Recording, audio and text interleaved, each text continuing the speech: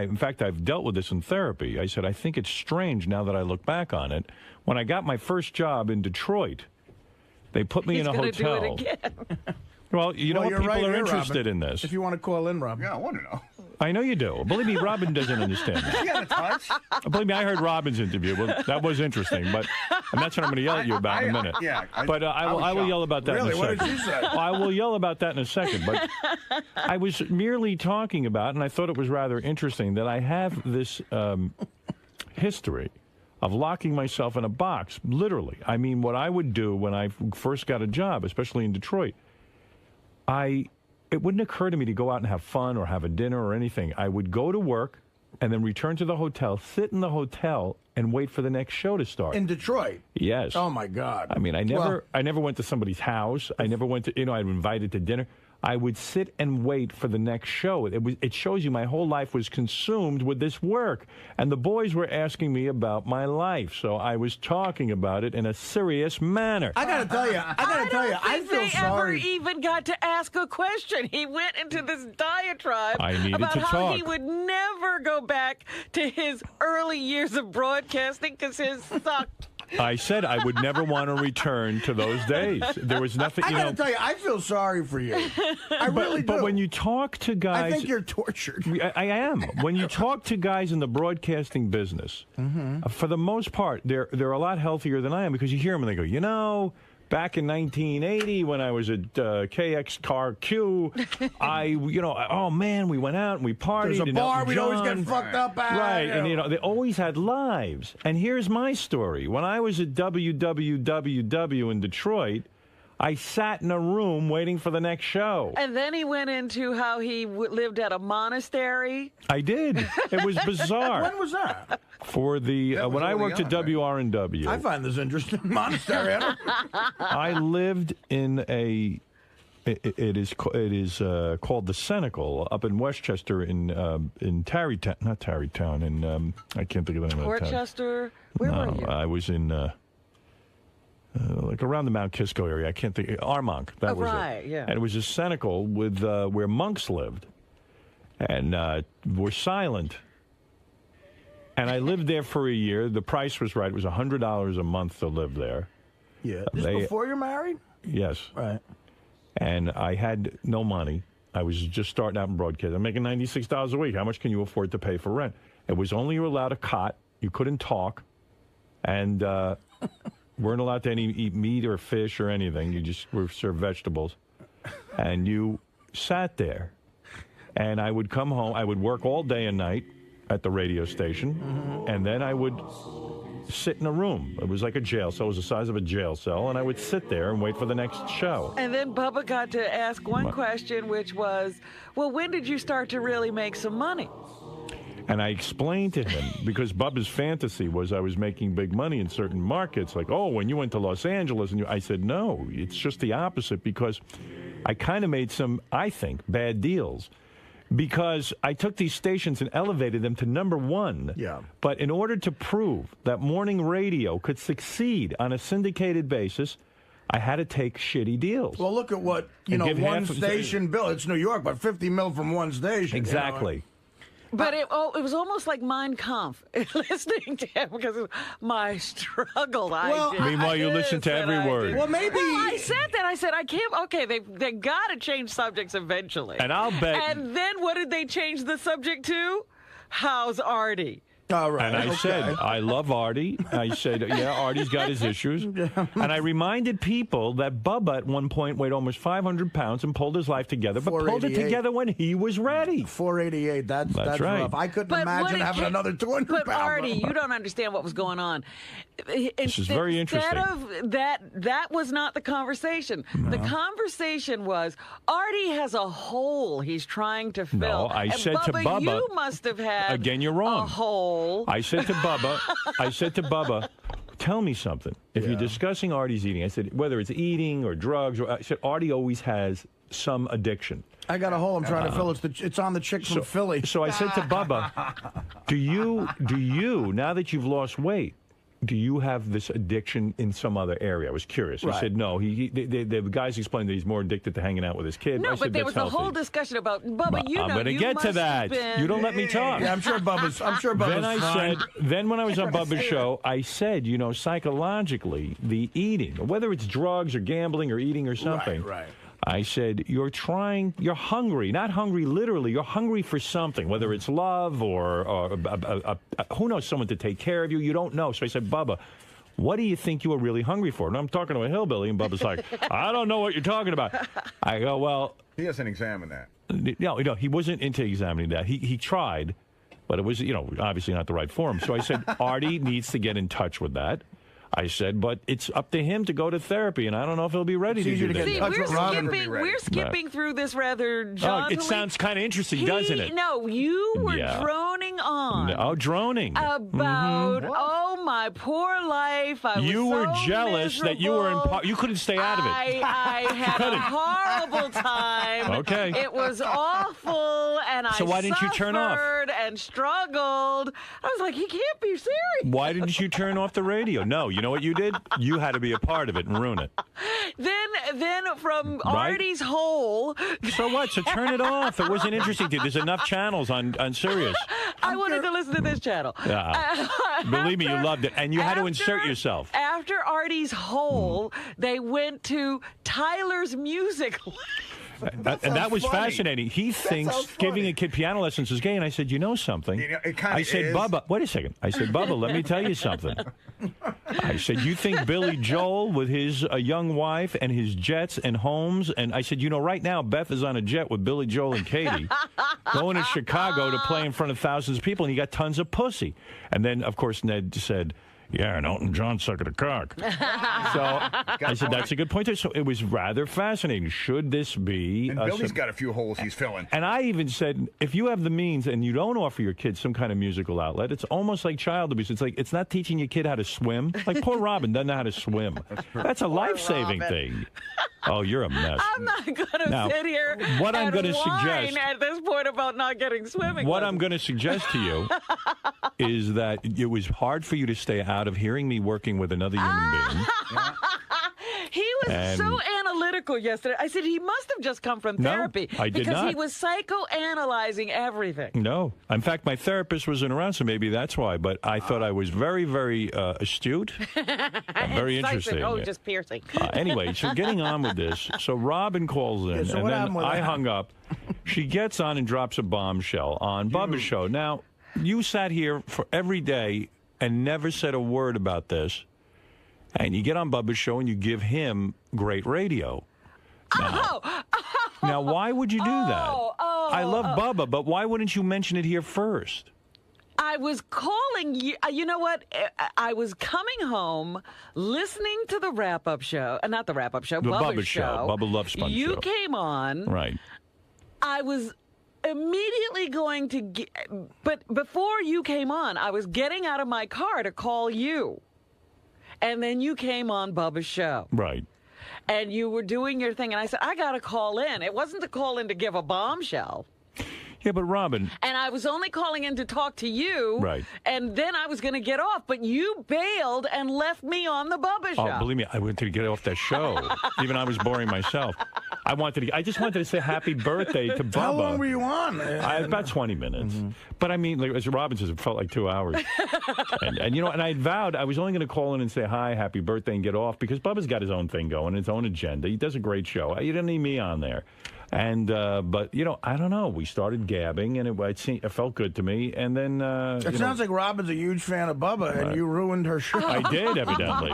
I ruined the show. Well, nothing wrong with being a fan of Bubba. I'm a fan of it, too. It was interesting, but it went to the point of when you're going on too long about how miserable... because you have a great life in comparison. Yes, I wasn't saying I was... I said I had a peculiar life. It was an odd life when I look back on it. May I ask what the context was? Because I didn't hear it. It's like, were they asking the questions that kind of led you down that path? They asked me. They didn't ask. Because that's what it sounds like. You immediately launched into, "Hey, Bubba, are you one of those guys who says, I wish I could have, the old days?" And then you went on. And I talked about how the old days were horrible. And what was his answer to that? He didn't get to. Who cared? I was the guest. Sorry. I'm talking. I think you're the same. I feel bad for you because I think you're the same person you were back then with money and fame. I mean, but that wasn't the issue. That was not the issue. He was simply. I'm just talking about what happened on the show, and he's a very successful, very happy man. All right, and let's move on to you. I don't think he's happy. Excuse me. I'm very happy. I don't think he's All right, let's move on to you he's now. Way happier than he was. I'm not then. happy this morning with you. So Robin gets on, and in 2 seconds spills her guts. I didn't spill my guts. Have Arty guess what the bombshell. What do you think the bombshell is? She's marrying Martina Navratilova. That's a good one. That's it. Listen, I have no fucking idea. Take a guess. The bombshell. Well, is it something I could deduce logically through knowing Robin or hearing? Maybe, possibly, yeah. Sherlock Lang. Sherlock Lang. Come on, Sherlock Lang. Oh, God. You seem to be straight this morning. You had your subject text. Awake. You're Come awake. on, you should be able to do this. Yeah, I'll be awake for about another 10 minutes. You're all boring me. What is Robin's bombshell that she dropped on the Bubba the Love Sponge She's getting show? married. Wrong. Okay, that's my guess. I don't know. You know. I know? Trying to deuce. Deduce. Who hasn't been around at the last couple of events? Oh, her and Mr. X broke up. Right. Okay. All right. Actually, I did wonder why he wasn't at Cafe Gray, but you never know. I mean, people do different things. And wow, how long? Okay, Grace. Okay, now I'm interested. Now, mind you, she now says that this has been going on a while, but she decides to spill her guts on the Bubba the Love Sponge show. Well, I have a bigger bombshell. Wait a minute. Oh, you Mr. X is dating Dana. Oh, that would be good. Now, that's good. The two of you could jump out a window together. I gotta tell you, much like Robin was with me and Dana. I'm very sad because I love Mr. X. Yeah, he's a very nice guy. I said to myself, I wonder if this will be the same as losing Dana, because we all lost Dana. You're right. Yeah. No. He's so much fun at events. I think he's a funny fucking guy. Yeah. Listen, we might have lost Dana, but we gained that hot blonde you were with. Yeah. I don't mind There's that. always something to come. She can be any hair color you want. Yeah. And by the way, I mean, with Robin, the reason I just get upset is because here she sat, and she can't say, I didn't want to break the news to you on the air. She broke it on the air. I don't want to bust your chops, but that is something you should say. Kind of fucked up. If you're going to say it on the air at all. If I'm guilty on Bubba's show of being boring, that's one thing, but to come on and be so fucking interesting. Why not call Elvis Duran? I was trying to help us out. And how did it just come out? Don't help. Listen. Well, now I have a million questions, obviously. How long? Well, here's what happened on the Bubba show. Howard, like I said, I didn't mean to be a guest. I was just calling to break up the pity party and get some revelry going on. She couldn't stand to be out of a radio show that I was a part of. Racing isn't enough. No.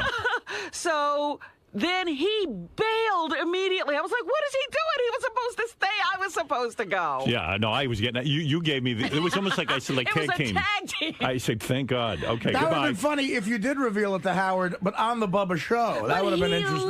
He left. You know what? He Beth launched himself out of there and left me. Beth was in the bag. Chicago. She left me dinner with the turkey meatballs and she cooked a bunch of things for me. So how come you don't invite me over for the meatballs? I only had 7 of them, and I know you're going to eat all 7 of them. No, wait. So that leaves 2 for you. Yeah. So I was dreaming about heating that up, and I had the green beans, and I put some rice in there. It was beautiful. That dream. So I was like, I got to go eat, man. And Robin called me and went, exactly okay, what goodbye. He said. Hey, I'm going to go have dinner. See you. Yeah, when you hung up from Bubba's show, did you listen to it? No. Or so when did you find out about this revelation? Tim called me. Oh, well, first, Robin calls me. Because she had the guilt. I didn't have the guilt. It was actually what I was planning to do. Please. Then she calls me, and she says, look, I want to tell you, I said something on Bubba's show. First she told me I was boring.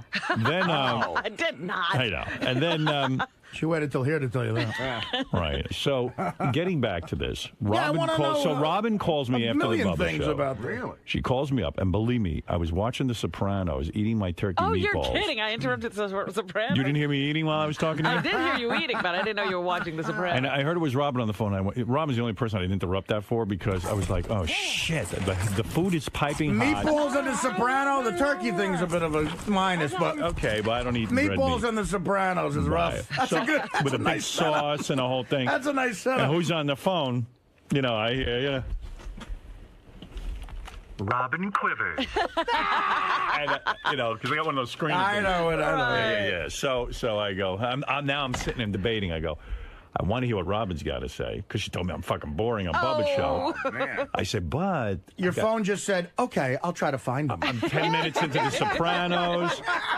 He's eating meatballs watching The Sopranos. I mean, I was in fucking heaven, and I'd been, you know, I was like practically jerking off to that all You should day. have that woman trained to go. Would you like to leave a message? Fuck off. Meatballs, Sopranos, do the math. Or would you want me to find her? Yeah. And by the way, I thought Mr. X was out of the picture because you told everyone. I had heard that Mr. X's, mom might be sick or something like that. I heard that. She is, it wasn't the biggest lie in the world. Well, wait a minute. When did you break up? Just give me that before you move on, real quick. We got a whole show to get through. When did you break up, real quick?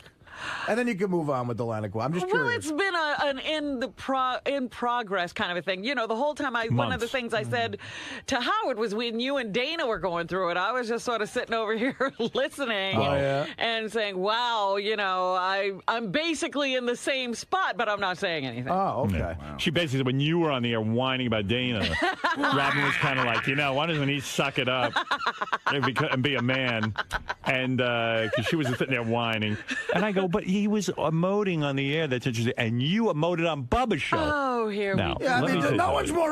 Look, I give it up here. You got to give me that. Heroin day. I mean, I let it roll. It wasn't quite the same kind of thing. We weren't breaking up and making up. We were just going through a very extended, Well, what made it extended though? Like, did you have a lot of years and years of being together? You just don't abruptly. See, some people can do that. I agree with you. I don't know how you could just say, look, now I'm never seeing this person again, because that's what some people are capable of doing. I've done that. I know. Yeah, but it depends on the kind of breakup it is, too. Yeah. I mean, if it's, you just got to get rid of that person, that's one thing. It wasn't like that at all. Well, obviously, my next question is, was there one particular thing that did it? Why? I mean, but I don't know what... I mean, you go ahead. It's your show. Go. No. No, we're on the Artie Lang show now. No, obviously you say that. It's late night at Fox, and it's Artie Lang. I'm very curious about a bunch of things. You're friends of mine. And why don't you two hook up, Robin and Artie? I think that's a power couple right there. You two lovebirds. Both looking for romance. Come on. You're on the market. It just happened. Robin, are you on the market, or are you just still grieving over the relationship? I'm not necessarily on any market. My mind has gone to, well, what will I do now? But she's at Chippendales every night. I said, I'm no desperate housewife. I don't have to fall into someone's arms. I had heard some speculation that possibly Robin and Mr. X weren't together, but I said, look, Robin would tell me. Who are you hearing that from? People were saying, gee, Mr. X hasn't been around. Oh, okay. Various people around the station. Right. No, they're all yentas. So, that's for goddamn sure. They never talk to me, these yentas. Right. They talk to me. And then at one point, even somebody said to me, kind of casually but being serious, that they felt Robin's race car driving was a death wish because she's so broken up about Mr. X. Who said that? I'm never telling you. You. No. Somebody said that to you? Yes. Really? Yes. When did they say that? It was a serious conversation, and they said, would you be willing to talk to Robin? I said, look. Another intervention you have to do. Yeah, I said, look, my head's going to explode from all these psychos I work with. Artie on at 1. Yeah, I don't have time. Now you know why I'm on Bubba babbling. No, but I said, I don't want to give you a hint, Robin, but here's how the conversation went. I think Robin has a death wish. No, this was very serious, and someone who was really concerned about Robin. I can't imagine who this is. You never will guess. But a very nice person did this. A very nice person? Yes. And said to me, look. Donald Trump. Will Murray? I said, look, Robin hasn't said anything to me about Mr. X. I said, what? Do you know anything? Is anything going on? So, you know, it was very vague. Mm-hmm. So I was been planning, how am I going to say to Robin, what's going on here with this race car driving? So here, when she called up and made the revelation on Bubba's show. Here we go. It was my opportunity. So I got a hold of her last night, and I said to her, look, what is going on? You know, she makes it seem like she's not that all upset about the whole Mr. X thing. Well, I did think the race car driving conversations was out of left field. I had to tie it in because I had made a vow to this person that I would do it. Oh, that's hysterical. Because if anything happened to you and I didn't say anything, well, then I feel like a shit. I wouldn't forgive myself. But was there one particular thing that did it? Was somebody cheating? Was no. It was just like, look, it's time to stop. We've just gone in different directions. You know, we don't have the same kind of goals in life anymore. Right. And so we were just apart. You So know, it means we were they can't just going stand in each different other. directions. When you say you had different goals, what goal do you have, and what goal did he have? Well, the way we live our lives is completely different. I'm very active and outgoing, and he's, you know, quiet and introverted, and it just wasn't working. It's like every broad and a guy. Yeah. I'll go out with him. Every girl is outgoing. He doesn't want to go out. He's my guy. That's guy. You're crazy to give that up. You should hook up then. Where is he right now? Be like, hello, Howard. You know the greatest part? Here's when a guy's at his most dishonest trying to get in a broad's pants. When you're wooing a girl you're insanely attracted to, and she starts bitching about her ex-boyfriend going, he never wanted to do anything. I love going out and dancing. And I love that, too. That guy sounds like such a bore, you know. Yeah, Beth's wondering how come I spend 8 hours a day playing chess. Yeah. You know, it's right like, now. You know what? I was doing We're like a young Denny Terrio when we're dating you. I was doing a story about some couple that just got together and they unveiled their relationship at the theater when they went to see some show. And I remember thinking to myself, yeah, isn't that? Yeah, remember when? Right. He would take you anywhere. Yeah. Usually when people break up, they have the same goal, fucking someone new.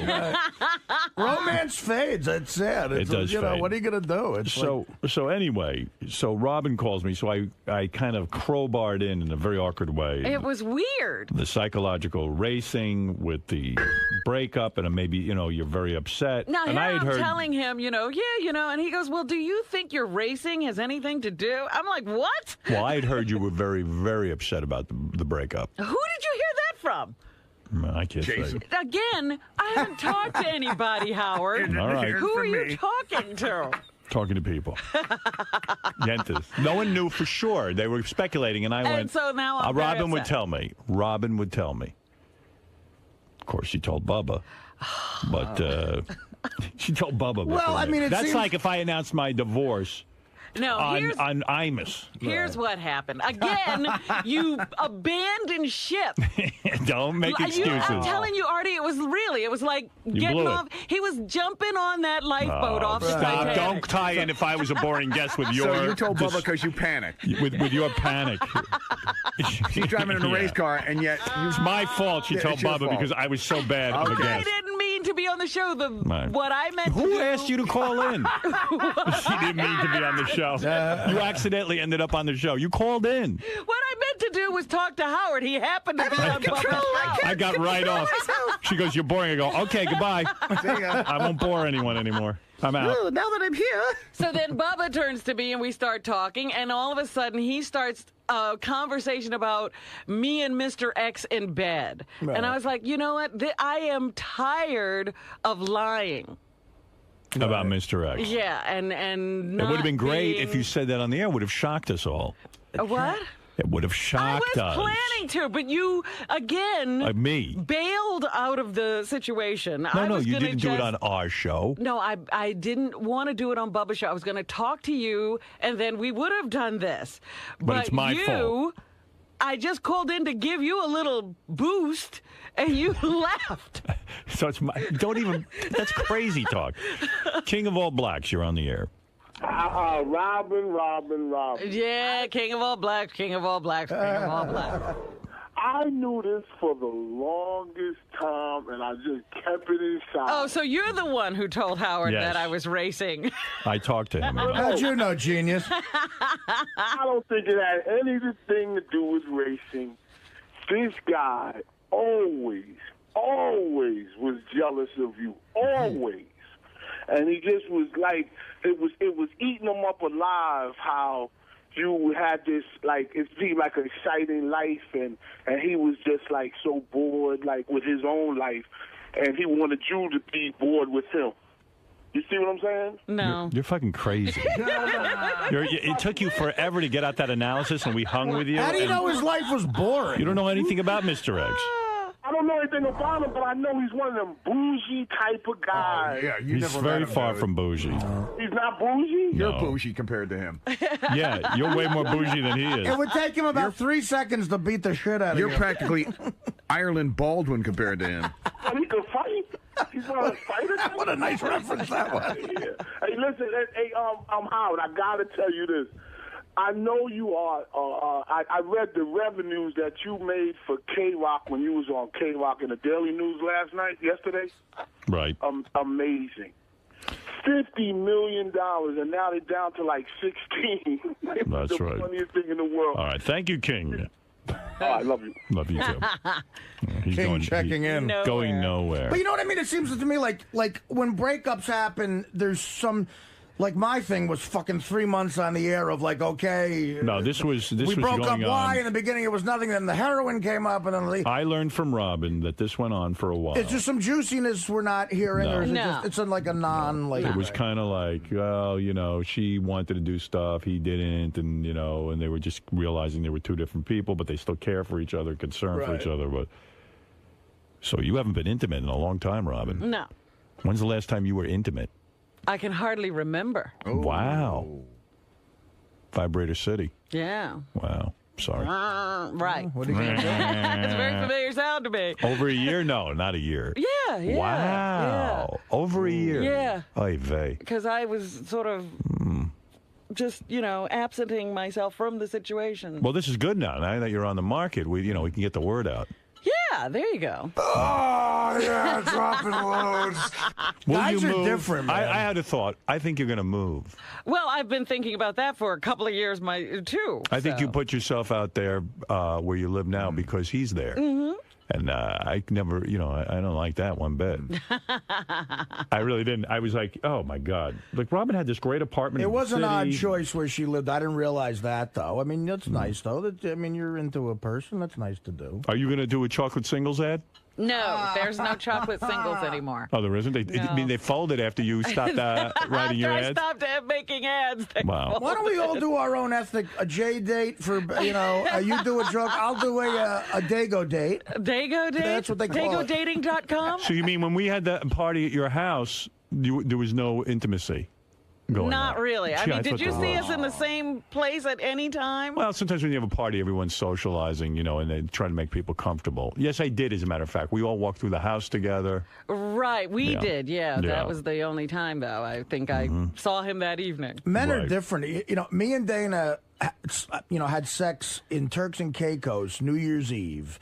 And then it really went sour right after that. And a couple of weeks into series when I told you guys about the problems. And then we were 4 months, nothing had happened. And Sexually. yeah.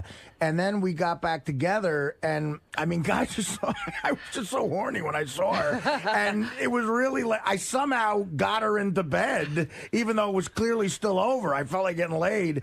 And then after that, it was like, God, fuck. It wasn't until last November when I met that That's girl. a huge Right. mistake, going back sexually when you right. know it's over. Yeah, because then that just prolongs. We did well. That exactly because then in a woman's mind, it's an emotional. Was it attachment. awkward, Robin, at your party, the house party, when you had everyone to your home, to have to fake it that you guys were together? Like, was there a discussion? Well, we weren't, we hadn't really. Figured it That all out. wasn't, that wasn't, we didn't necessarily know that was going on at the time. Mm-hmm. We knew we had problems, but it wasn't like we were saying, oh, it's over, but we're going to stay together for this party or anything You're like that. talking about your house down the shore Yeah. party? God, that's funny because that's when I really was bitching to you guys at the table about my situation. And you were going through that. I remember really, because I wasn't. Yeah, you were downright suicidal. I didn't Right. take Dana to that party, That's right, and it was yeah. odd. And I was like, I remember particularly cornering Howard and Beth. Bob Levy is on the air. Yes, Bob.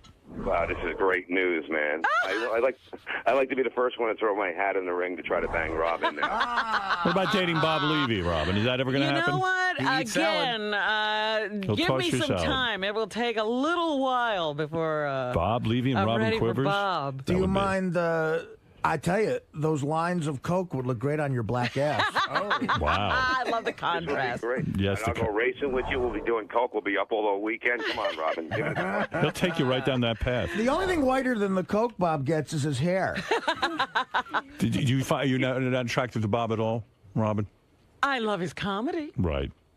Did you and Mr. X try counseling at all? No, he's not. That's when I sort of knew that there was no, he's not into that at all. That was made clear very, very early. I don't want to sound in our relationship. Either a relationship works or it doesn't. I don't want to sound prejudiced because this is true of a lot of Italian guys too. You don't see a lot of brothers in counseling. Doesn't happen. That ain't a man's world right there. Yeah. All right, Bob. Well, you've thrown your hat. You're the first one to throw your hat in the ring. All of Bubba's staff was willing to. I was in almost a gangbang before I was out of there. Anybody on Spice Boy? Yeah, you've said you're attracted to this place. Now, you don't suspect that Mr. X is with another woman at this point, do you? It really wouldn't bother me if he was. Come on. It wouldn't. I don't. I'll be honest, a little I'm bit. being honest, Artie. You don't know how long this has been going on. I mean, I really think we could just be friends at this point, and I wouldn't mind hearing... Would you set him up on a date? Sure. You would? Yeah. You got anybody you want to torture? Wow. Whoa. Yeah. That's a joke. A joke. No, this is, I'll tell you what. This is, okay, here's a great question. Is this supposed to be funny here? You're a scream. Here's a great question, though. That night when me and Dana and Howard and Beth went out with you guys to Per Se. Yeah. And I thought Mr. X was being a riot that night.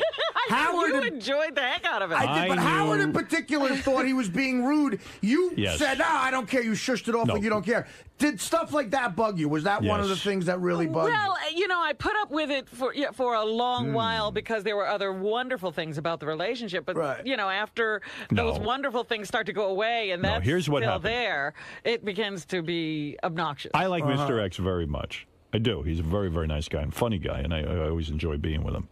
But when Robin took me to this dinner at a very expensive place, and you were there. I was there. Unbelievable. Okay.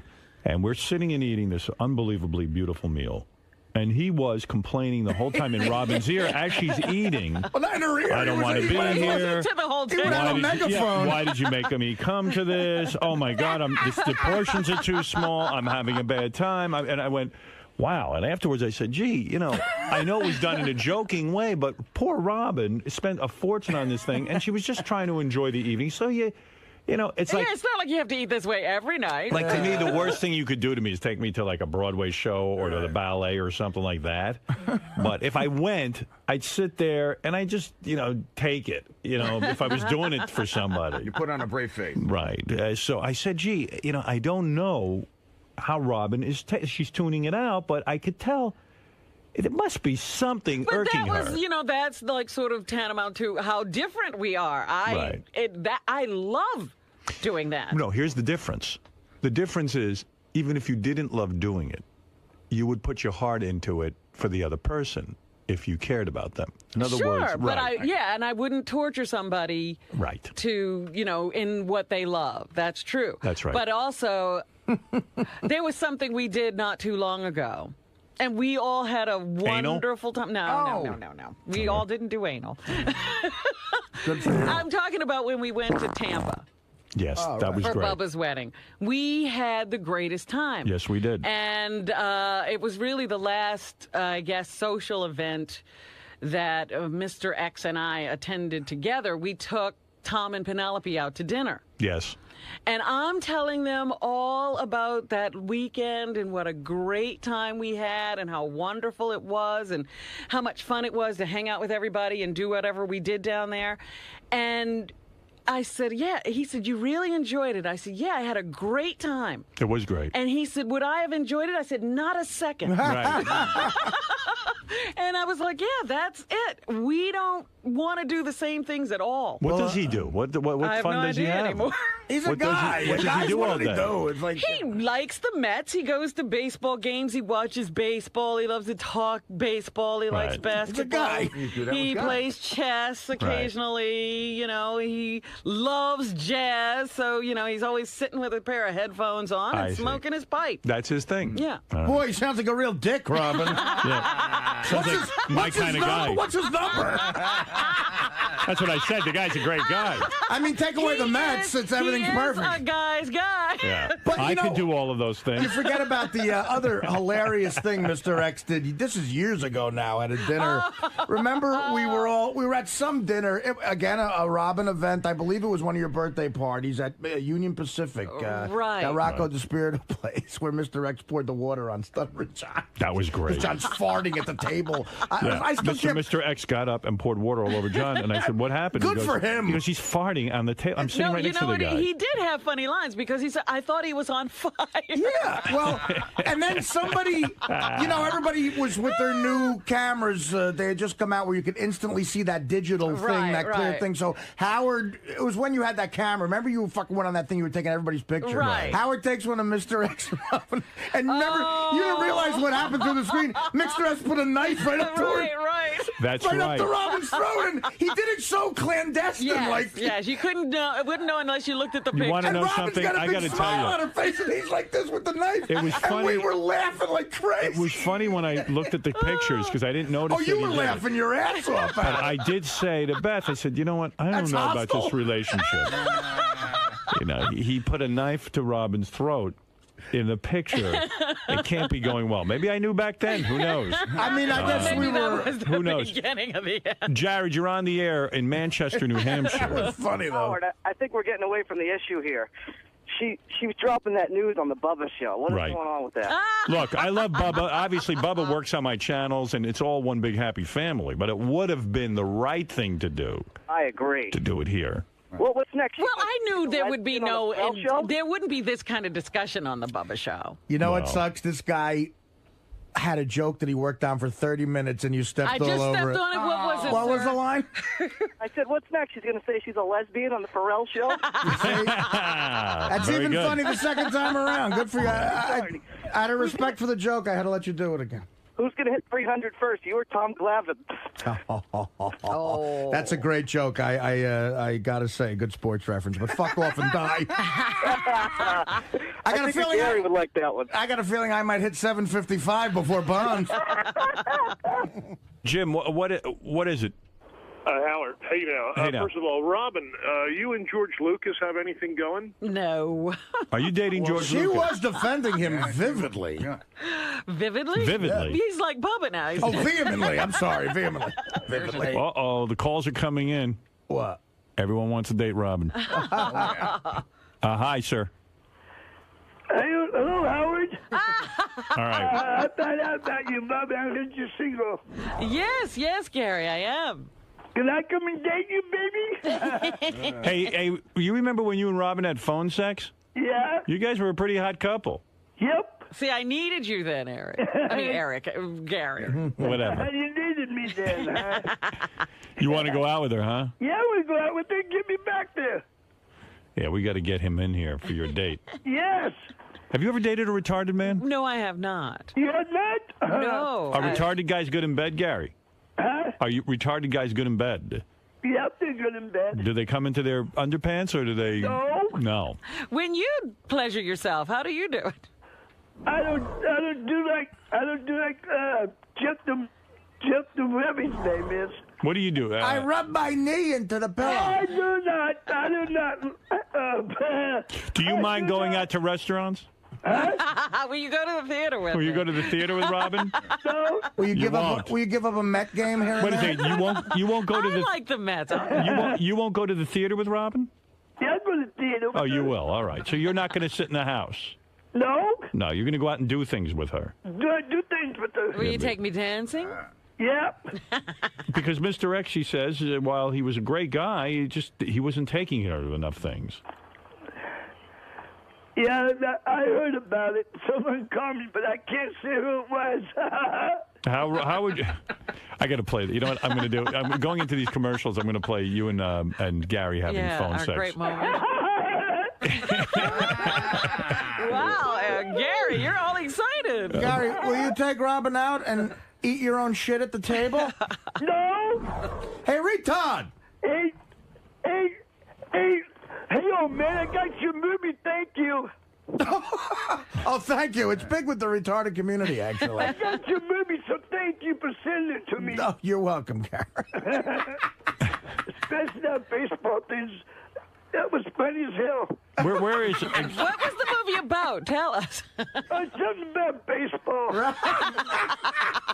I sent them Field of Dreams. Where's Robin and Gary having phone sex, Gary? Fafa. What? Fafa. Bubba. Fafa fooey. Now we're getting it. Hold on. Yes. Fafa. Fafa. Bubba. Baba Fafa. Gary. Bubba. You fucking shut up. Gary, preview page 1. Hey, he's my boyfriend. Don't yell at him. Yeah, right. Don't be hard at my girlfriend, you weirdo.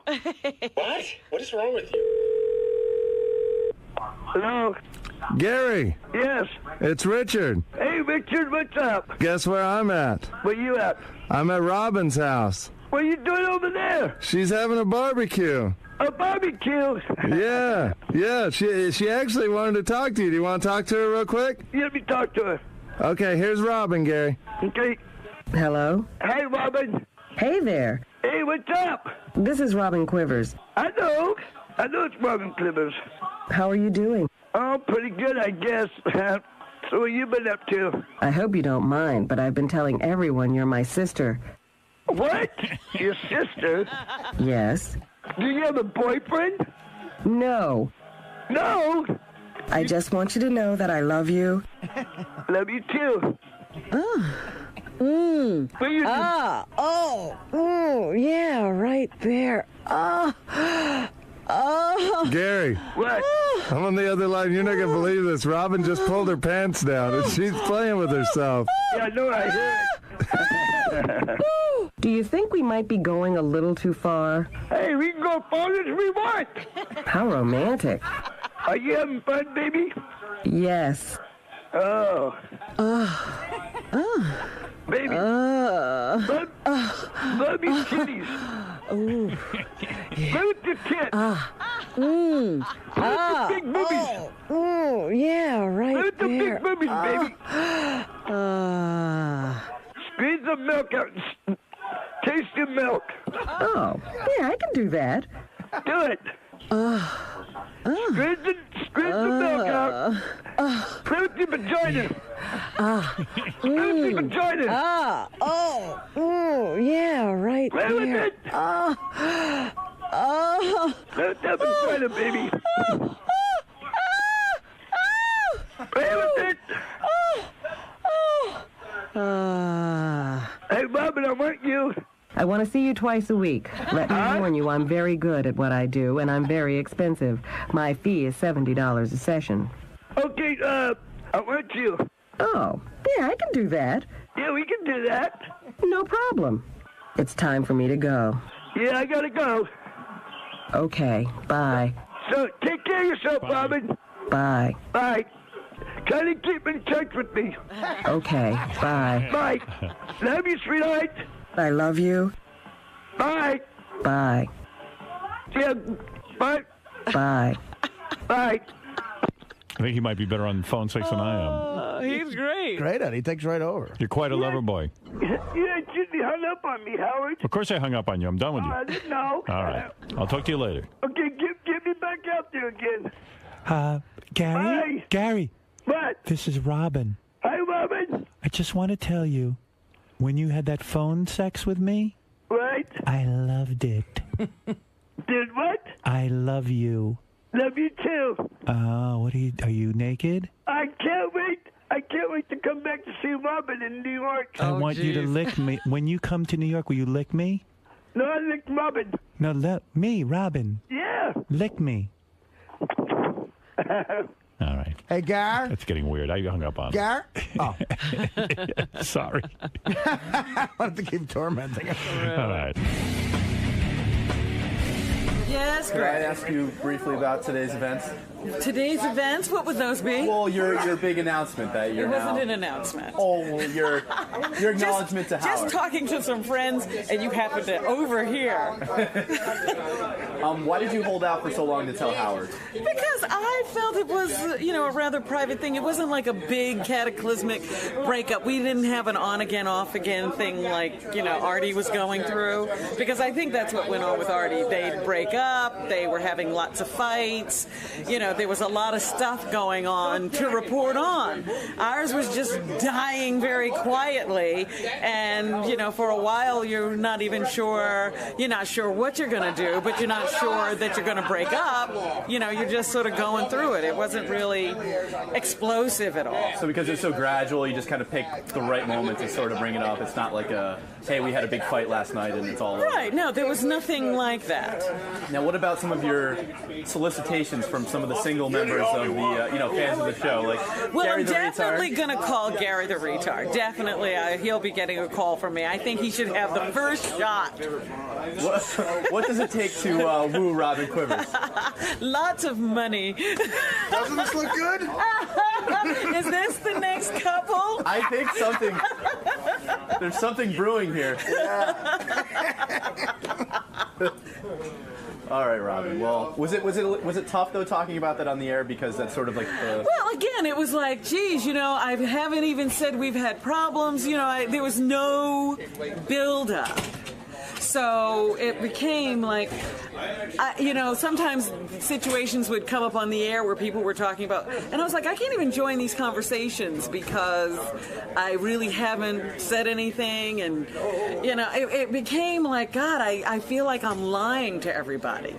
And so I finally said, you know what, I got to stop this. I need my life back in order. I need to be able to tell the truth. So I said, it's time for me to just reveal that. So now it's a weight has been lifted off a little bit. Yeah, absolutely. All right, well, good luck with Gary and the possibility. Are you free? No. Yes, I definitely am. I most certainly am. Come on, let's go make out in the back room now. Boy. Hands off my... Angie's wanted me for a long time. Hands off my lady. Let's go. Let's go make out. I tell you, the whole Bubba crew was fighting over me last night. Really? This crew. You're a hot commodity all of a sudden. Look at you. I got a lot of email about Alec Baldwin and playing the tape and everything, and I told you I was kind of... I was kind of mixed on whether to play it. You were on the fence. I really was, and a lot of people disagreed with me that Alec Baldwin is wrong in this, but I said they're both wrong, and the kid is the victim, and I like Alec a lot, but I got to, listen, when I hear a tape like that. Hey, I want to tell you something, okay? And I want to leave a message for you right now, because, again, it's 10:30 here in New York on a Wednesday, and once again, I've made an ass of myself trying to get to a phone to call you at a specific time.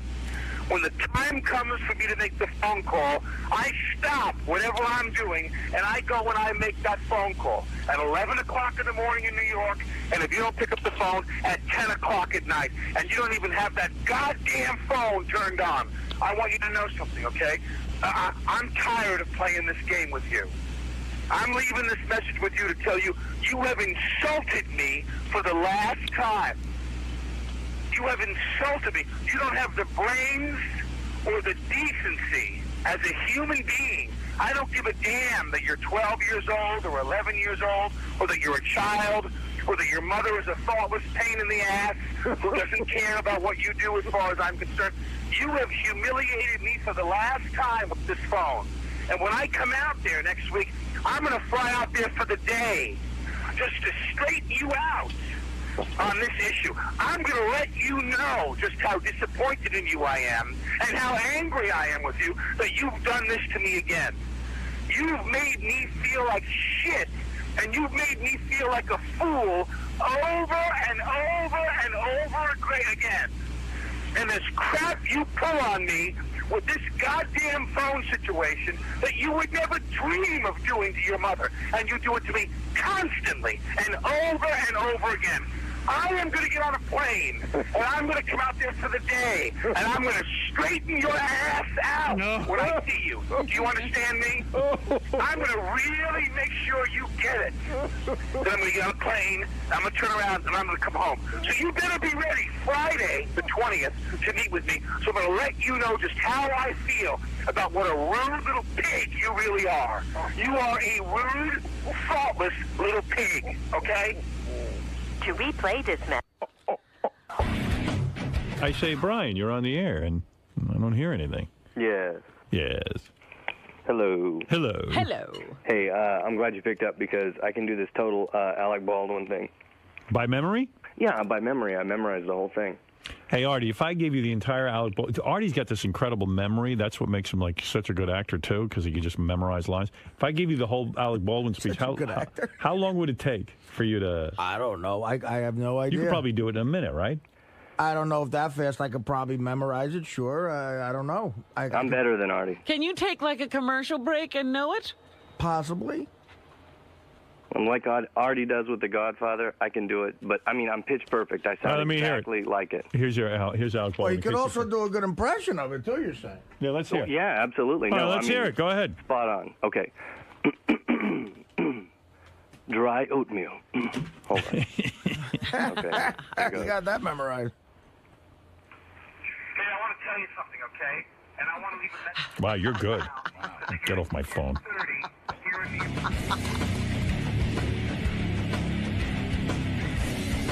Hey, I think I got some of this down if you want to try me. Go ahead. All right, I got to. You want to do it with a megaphone or? It's up like through a phone? Well, I'm not, it's Give funny. That effect? Let me explain my process when I work. I try to memorize it first and then get like a character voice down or try to like say it. Ladies and gentlemen, here's Arty Lang doing his interpretation of the Alec Baldwin phone call. So to his there are daughter. several steps to the process. Yeah, and let me remind you that he is not using a sheet of paper in front of him. This is It takes several steps to get dirty work in The Bachelor. I see. All right. The amazing part is that he memorizes within minutes. Go ahead. I want you to know something, okay? And I want to leave this message for you right now. Because, again, it's 10:30 in the morning here in New York on a Wednesday. And once again, I have made an ass out of myself trying to get to a phone to call you at a specific time. When the time comes to make that phone call, I stop whatever I'm doing to make the call, and at 11 o'clock in the morning here in New York, you're not there to pick up the phone. At 10 o'clock in the evening, and I call, and you don't even have the goddamn phone turned on! I want to tell you something, okay? I am done playing this game with you. All right? I'm leaving this message to tell you that you have insulted me for the last time. You've insulted me. You don't have the brains or the decency as a human being, and I don't care if you're 12 years old or 11 or a child or whatever, and I don't care that your mother is a thoughtless pain in the ass and clearly doesn't care what you do as far as I'm concerned. I'm telling you, you have humiliated me for the last time. And next week, I am going to fly out there, and I'm going to straighten you out on this issue. I am going to fly out there, and I am going to tell you just how disappointed in you I am. I'm going to tell you how angry I am with you for doing this to me once again. You have made a fool out of me, and you have pulled this stuff over and over me, stuff you would never dream of pulling with your mother. You do with me constantly. Okay? And I'm going to fly out there next week, and I am going to straighten your ass out. And I'm going to make sure that you really get it. I'm going to make sure that you know what a rude, thoughtless little pig you really are. Do you understand? You're a rude, thoughtless pig. So be ready on Friday the 20th, because I'm coming out there. I'm going to tell you this, then I'm going to turn around. I'm going to fly right back home. You are a rude, thoughtless pig. All right, I got to say something. That was great. Now, first of all, there's nothing like watching you work with a picture of Elliot Offen over your head. Like, that was pretty much. I surprised myself there. Let that me was tell you pretty something. That was incredibly good. I'd pay to see that on Broadway. You know, I'm looking at that and I'm saying that's every bit the kind of rant you would just die to see in a movie. Now, here's why you're a genius. Right you see, here's why you're a genius. What? You're a genius. I'm telling you. The fact, forget the memorization there. Right. Now, you did it in your own voice, but yet you became Alec Baldwin. What process did you go through to get to that? I would just Gary points this out a lot, and it's very perceptive of him. Like Fred is a brilliant guy at doing impersonations. A mimic. I am not. I'm not good at impressions. I'm good at mimicking. Like I'm good at getting a cadence down or picking out one little thing that might be funny about someone and just doing it repeatedly. Yeah. And you know, I just try to, even at Mad TV, like I would get away with it because the impression, if it wasn't dead on, it would at least be funny. Now explain something to me. How many times did you read that over in order to memorize it? I glanced at it about 3 or 4 times during. Do you read it all the way through? The first thing I do is read the whole thing all the way through. The other thing I do is I take it by paragraph and I write down with a pen the first line of each paragraph because that's just like a bullet point, right. You know. And it kicks off as long. The hardest part, believe it or not, is remembering the first line of a paragraph or a monologue, because after I get that the last word in that sentence to me can kick off the whole rest of the thing. And you know, it's Jesus. Like again, that you know what I just also did. The reason I get a lot of acting work in Hollywood is not producers care less about acting talent and more if you can do what I just did, because you don't waste any time. And I'm like, look, I may not be Brando, but I guarantee you will never be late on the day. I'll get my take in 2 takes. You can get to the stars close up, and we're out of here. You know. You know what? I'm also thinking that should become somebody's set piece. You know, like when they go to auditions and they just want them to do something. In Hollywood, life in general. You're just gonna come in and hang out with the guys? Just hang out. You know, it's my favorite place to hang out. I got some presents to bring. You come bearing gifts? Yes. For the holiday season?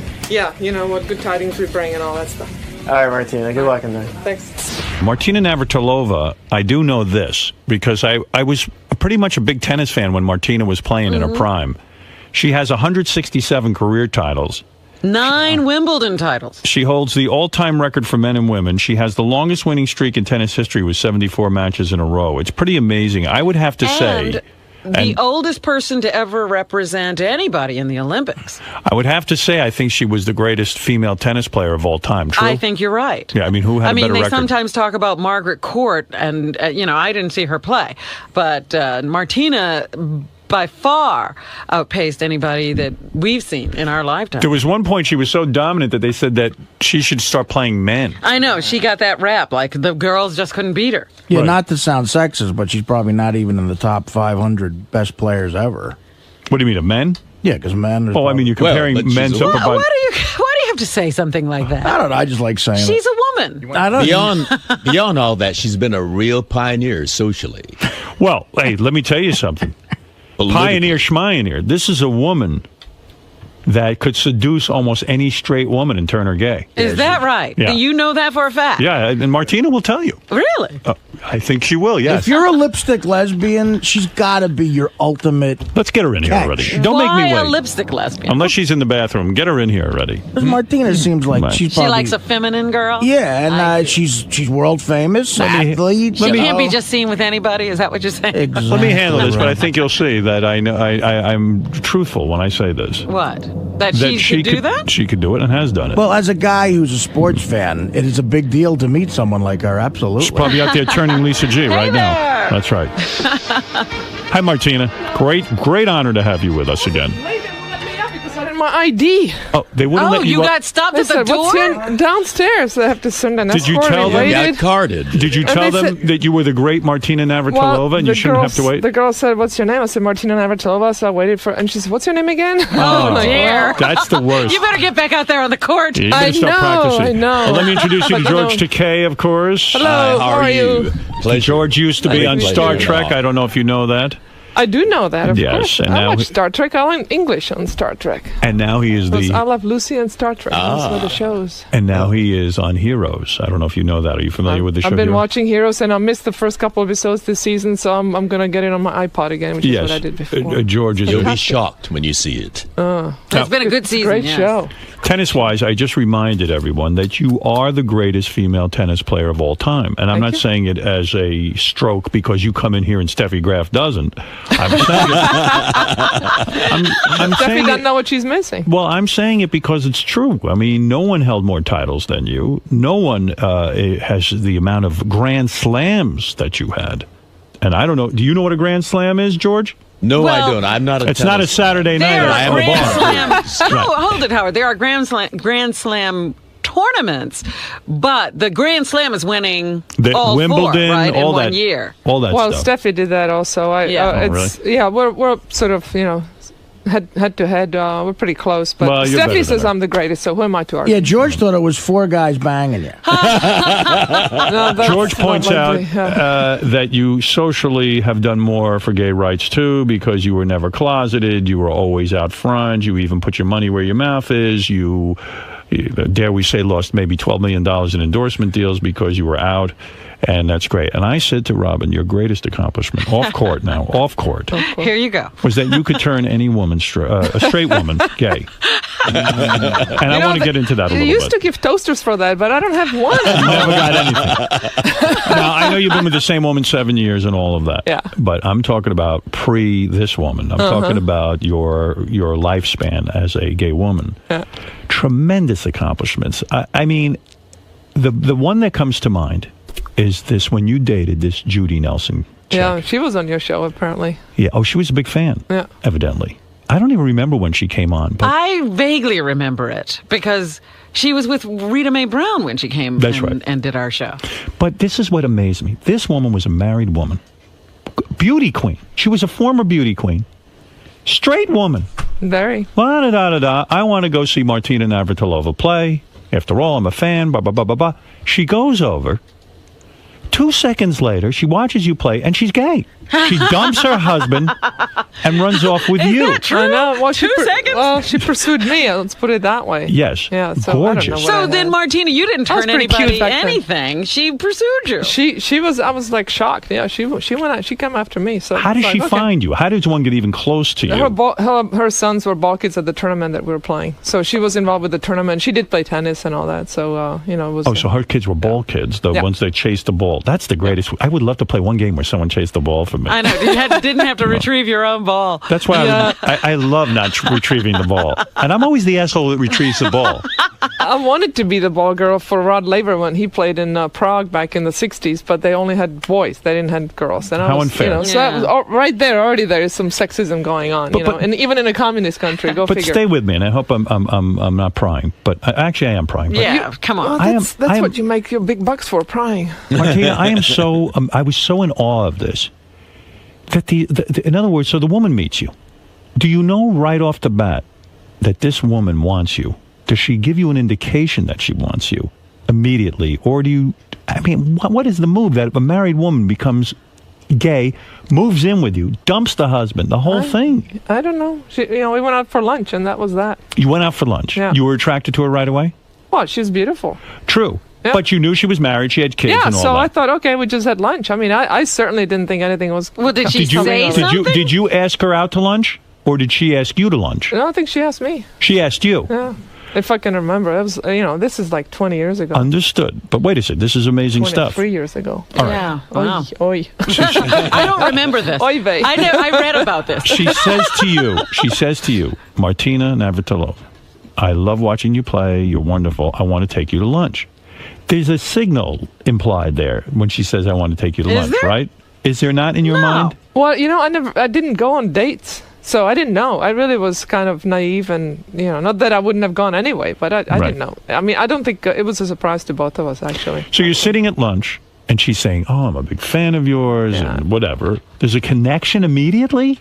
Well, there was, yeah, obviously. You looked at her, and then 2 seconds. I mean, after lunch, do the two of you decide we Did must she make ever love? go home again? I mean, because she Yeah, never. I don't really want to go there. It was a bit awkward there. I mean, but it did happen very pretty fast. awkward. It happened pretty fast. It happened fast. Yeah. So but she had problems with her marriage before. The husband walked out on her, and then he came back, and blah, blah, blah. But had she ever made love to a woman prior to you? No. No. So whatever it is you do in the sack.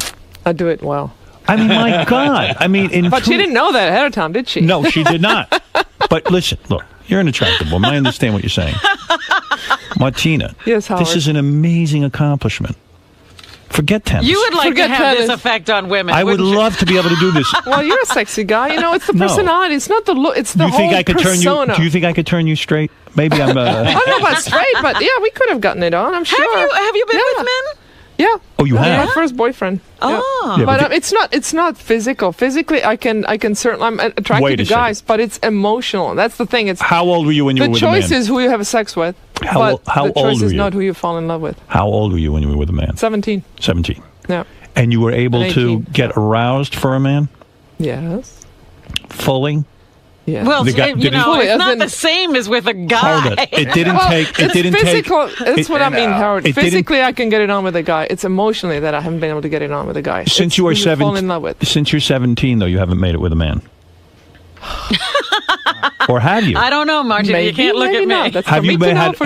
Have you had a man since you're 17? And the answer is no. Yes. You have. Oh, that's a revelation. Why did you try? Why did you try it again? No, I'm not telling. No, I didn't. I'm kidding. You didn't? No, I'm seriously? kidding. You really didn't? Seriously. So you only tried a man once? Well, not. Jeez. Read my book. That's all in there. But wait, did you throw up after you had sex with a man? I mean, was it gross? Bald, penis, the whole thing? The smell? No. Were you thinking about a woman the whole time you were with a man? I didn't figure it out at that point. I was a little bit, I was a little later than that. If a chick throwing up afterwards is a sign, I think I've had sex with a lot of future lesbians. Only gay women, right? But Martina, you know, what she's talking about is really normal. It happens that way with all gay people. I know. You've made love to women. I have. Yeah, and you say you successfully completed the act. I have. You said you loved a woman. Well, yeah. You even I had had an a emotional long relationship with a woman as well. You know, it's what makes you, I think, you'll agree with me, Martina, it's what you feel emotionally to the other person. Well, that's right? exactly right. But I'm curious. Choice is, again, who you have sex with, but not who you fall in love with. Okay, that's what you cannot choose. Understood. But I'm curious about something. My friend made love to a woman who came out later that she was hardcore lesbian, married another woman, had a kid with a woman, the whole thing. He describes having sex with her, and he didn't know she was gay at the time. We were much younger. And he said to me, he showed me his penis afterwards. It was black and blue. Ouch. That, in other words, he could not get inside of her because she was very, very dry. Ooh. The question I'm putting out there, Martina, were you dry? And were you able to enjoy having sex with a man? Oh, my God. I never had complaints, let's put it that Never. way, from either sex. Maybe I should make love to you. Maybe you would. Maybe it would be an interesting story if we tried. That would be quite a story, but I am very monogamous. But you know what? You are. Yeah, All right. 7 years ago, but it's a little late now. What if and I I don't went- think Beth would be very thrilled about Beth that wouldn't either. mind if I was with you. She would be honored, She'd believe make an me. exception. Would she be in the room too? Now we're getting somewhere. Wow. Oh, great. You know what? I'm not bringing Beth anywhere near you. With your track record. Honestly, I don't need you going to lunch with her. Crying out loud. You'll become the third wheel of Mike Quick. You know what, Martina? Promise me you'll never seduce her because I would be so embarrassed that I don't want to lose my woman to a woman. You know what I mean? It Well, you wouldn't don't wanna even lose her, matter period, I that it think. was No. Martina, a legend. You know, you could take that. I don't need that ridicule. You know, was it Pete Sampras you made love to? Oh, I'm curious. Never him, right? No. Never Pete, attracted to him? Pete is like 10 years younger than I am. I don't know if so he what? likes older women that Who much. cares? All right, get back to this with me for a Yeah, second. all right. All right, With you. please stay Okay. with me. I'm with you. And by the way, Martina Navratilova, I don't know if you know this, is the AARP's new health and fitness ambassador. That's the retired that folks. old folks group. Yeah, and I'm one of them. You know, 50 year and over, you get the card. But you know, it's about being healthy and fit at any age. And I sort of defied the age when I was playing. Winning at 50 and playing against 20-year-olds. So, people when they're 70 years old, they can be doing things that 40-years-olds are doing. That's Let me all tell you it's about that AARP. They sent me they could stop sending me those little cards. They sent me that card. I was so pissed. I was too. Yeah, you're a member. I mean, you're eligible to be a member. Let's put it that way. Right. But if you need more information, you can go to aarpfitness.com, and Martina's heavily involved with them, and she's a health and fitness ambassador, and who better than her? I have to tell you, her Here. book is an amazing guide to regaining your health and changing your diet and having the incentive, the mental incentive. Arty, I was going to recommend your book, too. He's listening. What can you do for amazing. Arty, Martina? If you're a health ambassador, I mean, look at the guy. He needs some help. He's I would desperate. make him play basketball every day. You like to play ball, right? I do like playing basketball, You just have to Make get it you on fun. the court. Make it fun. That's what I don't like to be on the treadmill. I want to play a game. I want But to make at this it fun. point, I used to play in a regular game, but I got so obese. Well, I just wasn't a good teammate, and the other guys would get annoyed. So, I mean, you'd have to pay the other guys to pretend they're interested in the game. I have a deadly outside shot. Deadly. Arty, what about you playing basketball every day for an hour? Well, I tried. I gotta ease up into. I gotta drop about 25, 30 pounds before I'm able to do that. Now, Arty, you can't wait. No, You've just got to start play. doing something Yeah, now. you got to break the cycle. He's even sweating now, Martina. He's gotten very Sitting heavy. up is making him sweat. Well, tell the colored kids by my house to let me in the game. They don't like you. They're all like, You're slowing them down. By the way, Arty, describe to Martina what you ate this morning. He had buttered bagel, Hawaiian punch, And a caramel macchiato. and a caramel macchiato. Yeah, no, there's a combo. Could There's you a combo imagine? meal that I would not put Is there together. anything wrong with what he's eating? And chocolate chip cookies. A bag of chocolate chip cookies, but the good thing is it's a day where we had Richard in here naked, so I can't eat anymore. Martina, what's a good healthy Were they breakfast? organic? That's what I want to know. What's a good healthy breakfast for a guy like Arty? Guy's obese, he's getting a little too heavy. And for him not to feel deprived, Right. because he does. He feels terribly deprived if he can't have these yummy foods. Well, should I read to Martina my problems in descending order? Oh, yeah. Yes, Now, this is from a new article in Playboy magazine. They did a big write-up on Arty, a big article. Yeah. And the guy lists the top 5 problems with Arty. Now, listen to this before you make your diagnosis. Go ahead. Lang's got problems, big ones. They are in descending order of immediacy. 1, gross obesity, attained through eating everything but most notably cupcakes, devil dogs, pasta, and Hawaiian punch. He's put on a good 100 pounds in the past year. 2, alcoholism by means of Jack Daniels and Patron. 3, heroin. 4, cocaine, preferably snorted off the bosom of a Vegas hooker. Oh, dear. And How's that sound? 5, loneliness. Lang shares a 2-bedroom apartment in New Jersey with a plasma screen TV. All right, Martina, that's a case. Yeah, fix this. As an fitness ambassador, does that one stump you? It probably does. It's kind of hard to get started, but that's the thing. Is people don't know where to get started. So I would get him a dog and just make him walk around the block. Oh, a dog. He can't do that. He hates hates dogs. He hates dogs. That's not good. I hate dogs. What do and you children. like? What do you like to do? I'd say, well, you touched Basketball. on something with basketball. I used to play in a softball league, but I was able to gain weight somehow playing softball. Drinking beer yeah, between right. innings. Right. We had one Patron league. and heroin. We had a league that I played in. This is actually the truth. One of the leagues I played in before it got shut down by the town because it just became insanity. Every base was a quarter keg of beer, and you had a cup in your back pocket. If you got a base, you filled he's a up. tough case. He's a tough case. But I've had You other gotta break- doctors have suggested, and do you think there's anything to this of just killing myself? No. No, absolutely not. Come on, stop that. That's not funny. Martina doesn't like those kind of jokes. Well, to my You're own depressing expense. us all. That's right. You're bringing Martina down, and she's an upbeat person. All right, you got to get back to this to me. Explain to me. So you and a married woman go to lunch. Yeah. She hangs out with you. Girl talk. Does the talk get romantic right away? No, not at all. Not at all. No, but she kept looking at me.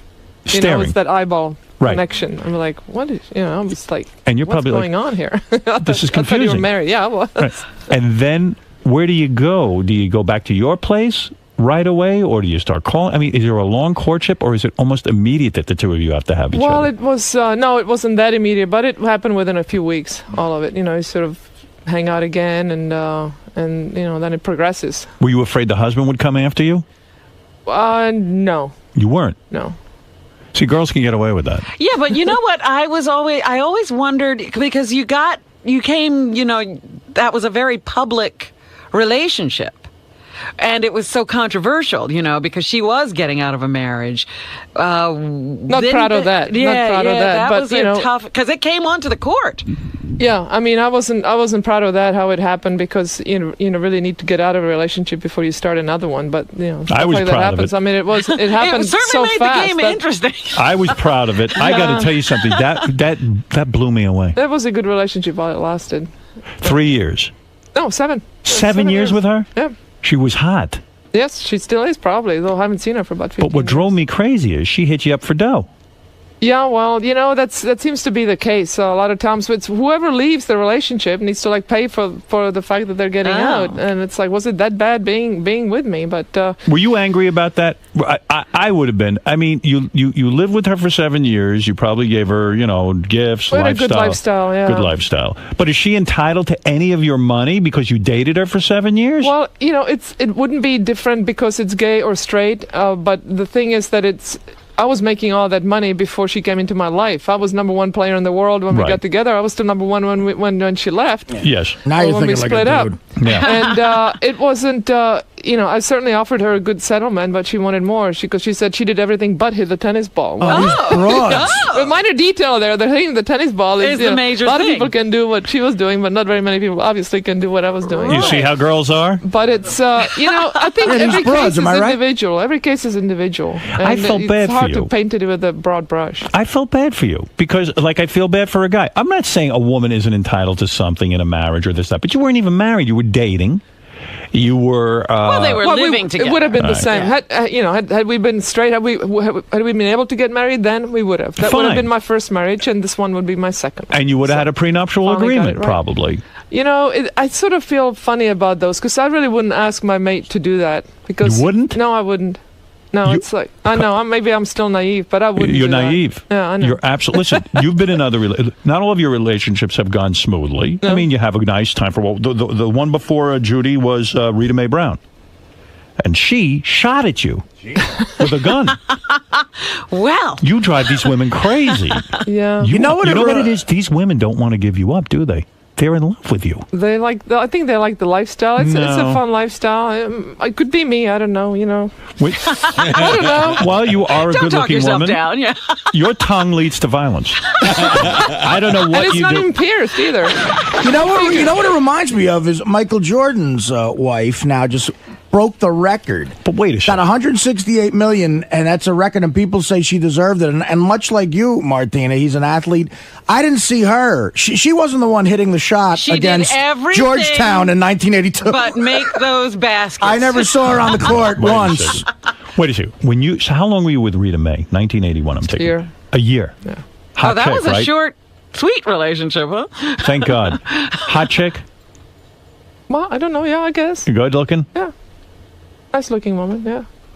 She took a shot at you with a gun? Yeah, she was mad. What was she so angry about? She was mad. I'm definitely not gonna go there. Why? Is it bad to go there? No. I mean, it was very personal. I didn't take it out into the public, so I really would rather not talk about that. Why didn't you take it to the public? Well, because it really was just something that doesn't need to be talked about. Maybe one day I will tell my side of the story. Oh man, this sounds good. I know it's good. I'm saving it for my next biography. Were you cheating on her? Yeah, well, maybe. Oh, you were. Yeah. So she got pissed. She was very pissed. You were in your car. You start to drive away, and she shoots at you? Yeah. But she said she didn't really shoot at me. She just shot to warn me, but the bullet came about 10 inches by my face. Some warning. Oh, my God. That was a close call, yeah. What is it like when a bullet just misses you? It wasn't pretty. Did you shake? Did you cry? I got the hell out of there. And then I cried later. Did you call the cops? No. Why? Well, because nothing happened. Hold it. If somebody shot at me, I'm calling the cops because they could do it again. They could shoot at somebody else, even, in their anger. She was in whatever. shock. She was in shock. It was. You're very understanding. Where did she get the gun? That I don't know. It's a free country. You can buy a gun anywhere. You can buy a gun anywhere. Yeah, but you didn't know her to be a gun owner. Well, I didn't know that she would want to use it. How did this come out in the papers and stuff? How did people? It didn't. It was actually somebody else that I think wrote about it, and then it came. I didn't write about it. You never would have gone public with it. No, it's just too private. You got to take a page out of the great Sean Connery's book and give these women the backhand. Oh, stop it. Yeah, I mean, that's what they need. Just be quiet. Arty, come on. She's a woman too, though. What's wrong with that? Oh, shut up. She can't beat up another broad? That is ridiculous. No violence in relationships. This woman shot at her. But wait a second. Hold it.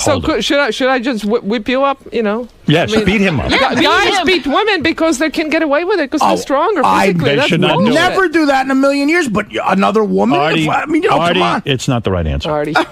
Martina.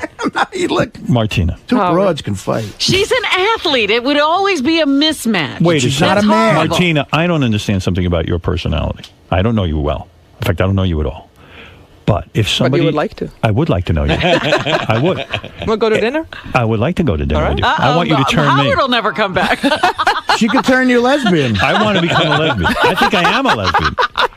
Martina, if somebody shot at me, I could never sleep until it was somehow resolved. In other words, I would be nervous that they would want to do it again. No, that wasn't going to ever going to happen. I knew that. How did you know that? Did you talk to her? Just because of what happened afterwards. I mean, she was in shock. She literally couldn't move for a couple of days afterwards. Wow. Yeah. Wow, you must have really pissed her off. It was a bad moment, but again, God, it's like another lifetime. You know, you talk about it. It's That's like a it wild wasn't story. even you. It was That's a wild 1980. story. It was. You know what someone once said to me? They said, boy, Martina was really bold in her day before she got settled down. She would just go up to a woman that she liked and she'd just stare at them. That's not true. I know, but when this person said it to me, I said, what do guys do? But I never did that. I would be too embarrassed if they didn't stare back. I'd really literally let them come to me. You're like Burt Reynolds. I think I was too scared that they would say no or that I would embarrass them. I completely never went after anybody. I would, check them out up and down, check the body curve. Were you scared to go? That was it. Were you scared to go back home after that? No. Not at all? No. You were brave. It was awkward, of course. But how did you know it was safe? Well, because the gun was no more there. How did the gun disappear? How did you know it was Well, there were gone? some people that lived in the house, caretakers. So they were sort of taking care of the so they witnessed this and they said, we have to now take care of this situation. Yeah. That's unbelievable to me. But that was at your house? Yeah. Oh. Right. Charlottesville. Let me ask you this. Was it weird That's to you? why I think it's not a good thing to have guns in the house. Yeah, I would say so. But later on, Rita Mae Brown and Judy Nelson hooked up, right? They became a couple. That was pretty weird. Was that a revenge thing against you? They apparently had a good time. But it didn't last very long. I think it was like a year thing. I don't know, but that was weird. Like if one of my ex-girlfriends hooked up with I don't know, like someone that I dated before that, like it would seem like a revenge tactic to me. Like all of this commotion goes on around you. That's what I admired most. You have all these women shooting at you, suing you. I mean, it's like an interesting life. You're like a drug to these. You women. don't know the half of it. Oh, I can imagine. Orgies, I bet. No, I missed out on that. I don't believe it for a minute. I know you don't, but honestly, God, I mean, it's God. Never two women at once. No, I don't believe it. No, well, I know. I don't. I always thought I would have a three-way somewhere there, but it just never happened. Is boring. There a great story somewhere in you where when you were #1 tennis player in the world, a very famous woman, and you hooked up? Is there anything like that in your past? Unfortunately, no, that didn't happen either. I think there's more of a book in you than we know. I think there is something like that. No. There were some possibilities, but it just did not happen. Damn. I missed out on a lot more than you think, I thought Robin was falling for you. Robin is, I can't even get Martina to dinner. No, I feel like I heard, and you were kind of interested in Robin. I think you were. Not interested. I'm interested in her as a human being. I am married and she's straight, so it's like perfect match. Right. We can just go out and have a good time, and there is no stress. She actually gives me advice on men. Yeah, I did. What you think about flaunting? Have you met Martina's wife? No, we're never in. She's always traveling. But I brought for presents business. from her for you. Is here. that right? Is she super hot, Martina? Is she younger than you? She's cute. She's young. She's older. Older? She's, a couple of years older. I am shocked. I know. I am shocked. I always pegged you for the younger, hottie. Well, it was weird because I went from always being the youngest person in the room to now being the oldest, except for my maid, who is older. But you've dated older women before, right? Yes. Well, most of them were older. Nancy Lieberman, basketball player, was older than you. Yes. No, she's younger. She is? She's younger. Yeah. But golfer Sandra Hine? Haney. That was when I was like 19. Of course she's older. I was 19 years old. That must have been hot. You, a 19-year-old Martina Navratilova, and an older woman. And Sandra Heine. Heine. You and Sandra Heine. And what a name. But the thing is, people. I lived with the women that I was with. I lived with them, so it was very public. Everybody. What do you knows do about to these women to get them so crazy? Teach me. Let me sit at your feet. Well, we're gonna have to go out. No, seriously, what is it? Do you? Is it the? Is it technique? Is that what you're asking? They always say that women make better love to women because they'll spend time caressing, the foreplay. Now, I know Beth doesn't even care about foreplay. Mm-hmm. She must be very hetero. She's super hetero. It's Grand Slam. Thank you, Wham Bam. Thank you, ma'am. But I think she's super hetero. Who knows? It could be an act. You get these girls around Martina. She didn't know she liked all that touching. What a powerful woman you are. Well, thank you, Howard. Super impressive. Forget the tennis accomplishments. Forget the tennis. I know. It's just, It's amazing. By the way, she played Do you have a technique? Do women say you're just great in bed? Well, like I said, Howard, I had no complaints. You and your lover now have been together 7 years, your wife.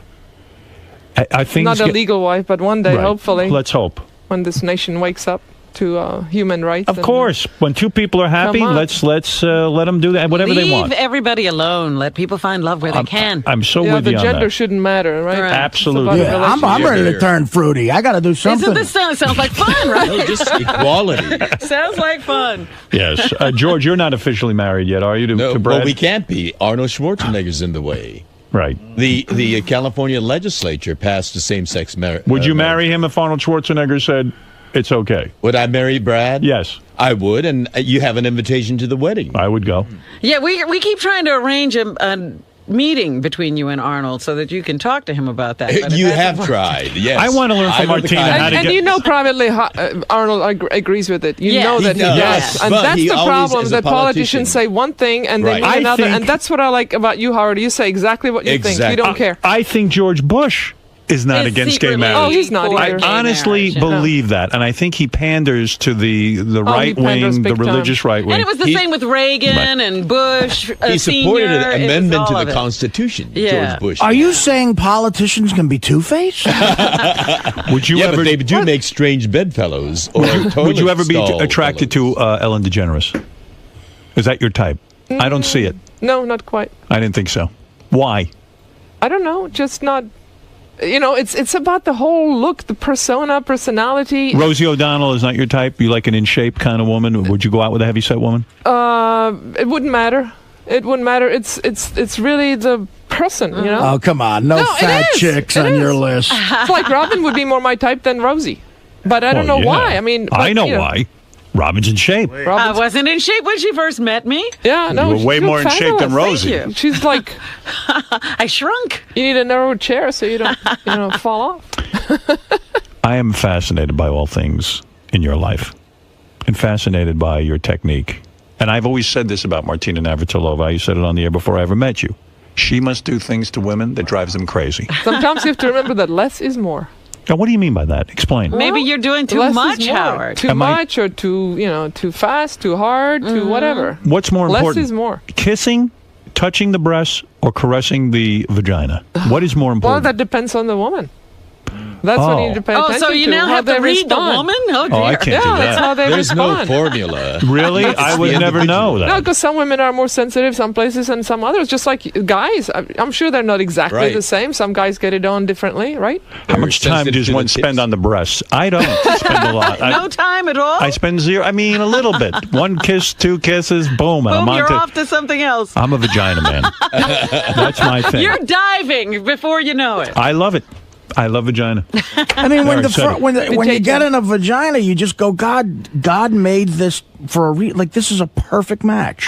It is. Well, they have breasts too, and maybe they like to have their breasts tantalized. Yeah, well, fuck it, I'll tantalize. You got to know the Are toys important? Toys, used to be, No more. Well. What do you mean? I don't understand. Well, you can play, but I don't think they're important. No. They're not essential. Let's put it that way. For you to be happy, though, you have to be with a woman who's athletic, I would think. Because you have such an athletic lifestyle. Here you are, the spokesperson for AARP or the new health and fitness ambassador. You would not be with a woman who did not share in your enthusiasm for tennis and all sports. Not necessarily true. But you have a whole lifestyle that, supports, your health. And do they have to be healthy and into that lifestyle Healthy, as well? yes, but they don't have to be into the lifestyle, no. Let's. It's about the animals, really, bottom line. Yeah. Let's say hi to some people. Mel, you're on in New York City. Martina Navratilova, the greatest tennis player of all time. Still, no one has surpassed her. Not even Serena. Not even the sister. Venus. Yeah, they got to play more. Right, they don't play enough. They have enough. the potential, but they don't play enough. Yeah, they haven't managed their careers nearly as well. Who is the greatest male tennis player of all time? Well, I would still say Rod Laver, with Pete Sampras being a close second, and now Roger's breathing on their necks. Rod Laver, Roger really? is Rod Laver. amazing. What about John McEnroe? Was he great? He could have been. He had a great couple of years, and he had the potential to be the greatest, I think, but he was too lazy. But there was also a time when there was Borg and Becker. It was Connors. There was a very competitive era that he was in. Absolutely. There were some great players, Ed Burke, but McEnroe basically played exhibitions so he would practice because he was too lazy to practice. Yeah. He played exhibitions as a way to prepare for tournaments. I see. So I see him quite a bit. I run into Is that John. right? Yes. And he told me he is the greatest male tennis player. Well, he still thinks that, I'm sure. No, he actually never said that to me. Actually, he is very complimentary to other tennis players. He really is. Let's go to Mel. Mel, what is your question for the great... Good morning. Yes. Yes, Martina definitely put her money where her mouth was, which was usually on a vagina. But Martina, how do you answer the allegations that you played your entire career on steroids? There are no allegations, and I never took anything. I was extremely against it. In fact, I had a boy come up to me one time, and I was in a gym working out. He says, "What do you think about blah, blah, blah?" He said this word. I'm like, "What are you talking about?" He says, "Well, what do you think about that?" I said, "What is it?" He said, "It's a steroid." I'm like, "Don't even think about taking it." It's a 15-year-old boy that wants to cheat right there. Never took anything. People thought that because, A, you were a superior athlete, and also your muscularity was superior. But I remember that you used to do tremendous amount of exercise and weight training, which wasn't so common for tennis players back Not at then. all. I worked out hard, but I was always muscular. You look at my mother; she has big arms. I've always had that physique, and then I worked at it. You were and I so had very dominant. low body fat, so it really showed up. But never touched anything. You were Never, physically more powerful than most of the women that played. I was 5'8", which was big then. Now I would be small, but back then I was next to Chris. I mean, she's like 5'6", so I look big. But I stand next to Serena or Venus, and I'm a pipsqueak. Right, Roy, you're on the air in yes. In Ohio, Martina, back in the 70s, Chris Everett was so hot in that little tennis skirt. Did you ever fantasize about her? She's pretty cute. Did you want? I could see that where you would be attracted to her. Well, Chris would be my type, but it was so tight in that we played against each other. You really didn't go there. Did you ever think about her alone at night? No, I never fantasized? really took it that far with any of the players. It was like they were too close. When you were a young girl growing up, who was your fantasy girl? Was it anyone in the movies, an actress? Who was the girl that defined what you wanted in life from a partner? I don't know. I guess. I can't even think. I mean. I know in the book you admired Audrey Sophia Hepburn. Loren. Sophia Loren. See, I'm happy for you the way your life turned out. I think you're a content, happy woman. You're content in your own skin, because I think your father was very rough on you. I see this with a lot of athletes. Your father, dare I say, was absolutely nasty. He said he'd prefer you to be a prostitute than to be gay. Well, when he found out that I was gay, but at that point I was 25 years old. Where he was hard on me was that he criticized every single shot when I was playing. He was my coach, and he was very critical. Would you recommend that parents stay out of the coaching business? Well, but he was always very positive as well, but it was hard. But when he turned to you and found out you were gay at 25 years old, I don't care how old you are at that point, when your father, your mentor, the guy who was your coach, blah, blah, blah, blah, blah, he comes up and says, I can't stand your lifestyle. Yeah. I would prefer you would have been you sleep with a different man every night. Right. Yeah. As long as it was a guy instead of a woman. Do you cut off relations with your father at that point? No, not at all. Really? We didn't talk as much, but we were still speaking. We never stopped speaking. And we resolved it because he said, you know what, I don't understand. I'm going to learn more about it. And then he read some books about homosexuality, and he figured out that he really didn't do anything wrong, that I didn't do anything wrong. And How long did you not talk to him for? No, we talked. We never did. We always spoke. Yeah, we never not talked. Why were you always the good daughter? Why do you think you never rebelled? Why do you think the you older never... child syndrome? You know, I was always trying to please my parents. My mother divorced when I was 4 years old, and I was always trying to make sure that she was happy and didn't Big burden give for her a any kid. trouble. I was such a trouble-free kid. It was a joke, actually. But it's a big burden for you to carry, to always be the person who pleases the parents, Yeah, right? So when I get criticized, I take it very personally. You do? Yeah. When you would get I criticized... take myself too seriously. I try to ease up a little bit. So when reporters and people who comment on sports would be critical, Terrible. Martina's not this, not that, you would go into a major funk. Well, I would just try to figure out why they said that, because it really wasn't true. If it's true, then I sort of, you still rebel against it, but then you accept and say, okay, I can get better. But when it wasn't justified, that's when it's not fair. In other that's words, when it really bothered me. You really shouldn't have cared that much. It shouldn't have mattered that much, but it mattered to you because you had been so criticized your whole life. Yeah, I think so. Well, it wasn't criticized. It was that something was wrong with every stroke, that I hit. So it's like, come on, I can't be that bad. But it kept me coming back. But what happened also is I shut my father out. I wouldn't listen anymore. So I still do that now. I don't listen because I just shut people out. I can be in a room of 20 people and completely read my book and not care about what's going on. Because that was your defense mechanism that was my defense, against a very critical father. Yeah, I was just a wonder, because the criticism was so bad at certain points, how you turned it off and then kept going forward. Well, I just, learned from... So when you're in relationship with your wife, now, do you turn her off? Do you sit there sometimes and zone out and tune out? And she says, Martina, you're too distant. I can't take this. No, she says, where are you? So she grabs me right away. Come back. She knows She's good, and she tells me exactly she knows what's going on with you. Yeah, she does. She knows me really well. It's a good defense mechanism, but it probably ruins a lot of your relationships. It's bad for relationships, and I think that's why some of them failed, or some of them shouldn't have been started. But people were shooting at you, for God's sake. Now I learned my lessons the hard way, and it's a work in progress. Like so I said are you before. someone who visits a psychiatrist and you try to work on this? I did that a long time ago, but now I'm good. I think I'm figuring it out. Did you have a myself. sports psychiatrist for games and stuff like that to learn to visualize and all that? No, never did. Wow. I sort of figured it out on my own. Billie Jean also helped me out. She was into the psychology bit, but that was, again, very late in my career. I had great coaches with Mike Estep and Renee Richards. You and I have to sit down and talk about sex one time, hardcore. I mean, off the air, where you can really tell me what's going on. I don't know if I can teach you anything, really. No, I'd like to know what you really do in the bedroom. I am sitting here fantasizing. I see fingers, I see toys, I see fists. I don't know what goes on. Fist? A fist. Oh I see a fist. That's right. Oh, my jeez. I don't know what you're looking at. You have no idea what's going on. I see tennis rackets. That kind of fist. I see tennis rackets. I think you may see Martina punching you in the face. I tell you what I used my tennis racket for one time. It was very useful. Stone crab claws. I didn't have a hammer in the house. I used the butt of the racket to break down the stone crab claws. I had stone crab. I could not break those You open. needed a tennis racket. No, I could see a tennis racket as part of the sexual thing. I'm with Martina Navratilova. I'm a woman. I go, listen. What is the string tension on that? Not string tension, the handle. Do you know what I'm saying? What grip size? Let's do. Martina, you are delightful. All right, Howard. Thanks. I tell you, listen, I really do want to speak privately with you about your sex life.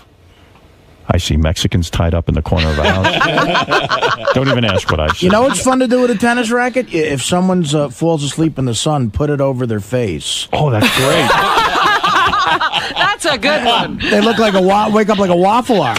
Did you ever the try uses that? for a tennis racket, spaghetti strainer. We could go A on lot and of on. things. Martina, I love There's seeing another you. book in this. I congratulate you on all your successes, on and off the court. All right. And let me tell you, no woman has ever shot at me, and I only wish they would. I only wish they were passionate You about leave it. and they say, good riddance. Nobody gets that upset. You're like No Richard one. Pryor or something with these Nobody marriages. gets upset when I leave. Yeah, And it's a that's big not good. source of my depression. Oh, so you're not leaving anymore, see? You're in bed. You're getting hooked up. Oh, yes, we are. Excellent. Going ahead with the marriage. All right.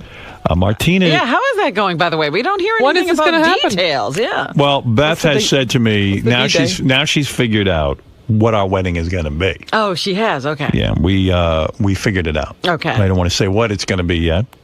And then we have sort of fantasized about a time when we will do this. So we don't have a date specifically, but now we are talking to someone who plans these things. I see. You know. Wedding Well, planner. you think I'm nuts? No, What are you absolutely. I think. Do you think it'll end in disaster? I hope not. I don't think so. Beth really loves you, and you really love her. I do, So, but you know what just happens? Keep talking and But look how things go keep wrong. it interesting. You know what happens. You haven't Yeah, but I figured think out. you're old enough to figure out what you want. I mean, hope that's so. we've done all the misses. Now we got it right finally. We do, Hallelujah. right? Yeah. I'm hoping Absolutely. he has it right. I'm just saying. Do you know what you get the tempted, things though? are that take you out of a relationship? Oh, yes. Are My you father was mind- very critical, and I hear his criticism, and I can read a book in a room full of people. Now I have an answer. Wait a second, Martina. Seriously, you know what happens. You're in the great relationship, isn't that? And then something happens, you meet someone, and wham! Is it always a meet someone? That's what Martina's story is. Yeah. Well, again, that was like 25 years ago. Now that wouldn't happen anymore. One of these young chicks comes by, and boom, boom, boom. The next thing you know, There you would can't be no resist. boom, boom, boom. Well, good for you. It's sort of like looking at a movie. It's like, watch but don't touch. Sort of thing. I see. How do you keep But your I sex... don't even look. I But don't how do you even keep your think sex about life active? How do you keep the magic? What is the secret? Staying close. Staying emotionally connected, then the sex just happens. I mean, it's not sex, it's making love anyway. I see. Yeah. You don't want any Stay part of close. that making love, do No, you? no, no. I want sex. Yeah, well, see, I think that's the basic difference between men and women. You're Bottom telling line. me you've matured so much. You leave this studio today. One of my, I don't know, the girls who work here, hot secretary, comes over to you, puts her face in your lap. I mean, gets that forward. You're saying no. Absolutely. I'm married. Absolutely. You're a better woman than I am. You really are. Martina Navratilova has now the honor of being the AARP's new health and fitness ambassador. She tried to help Arty, but now she's thinking of resigning her post yes. at AARP. Arty stumped her. Arty's I a think tough you had a nut to good crack, answer. so to speak. I think you had a good answer for Arty. Play basketball. Do Right. something you enjoy. Yeah, I like that's a that, good- Arty. All right. What do I owe you for that? Join the league.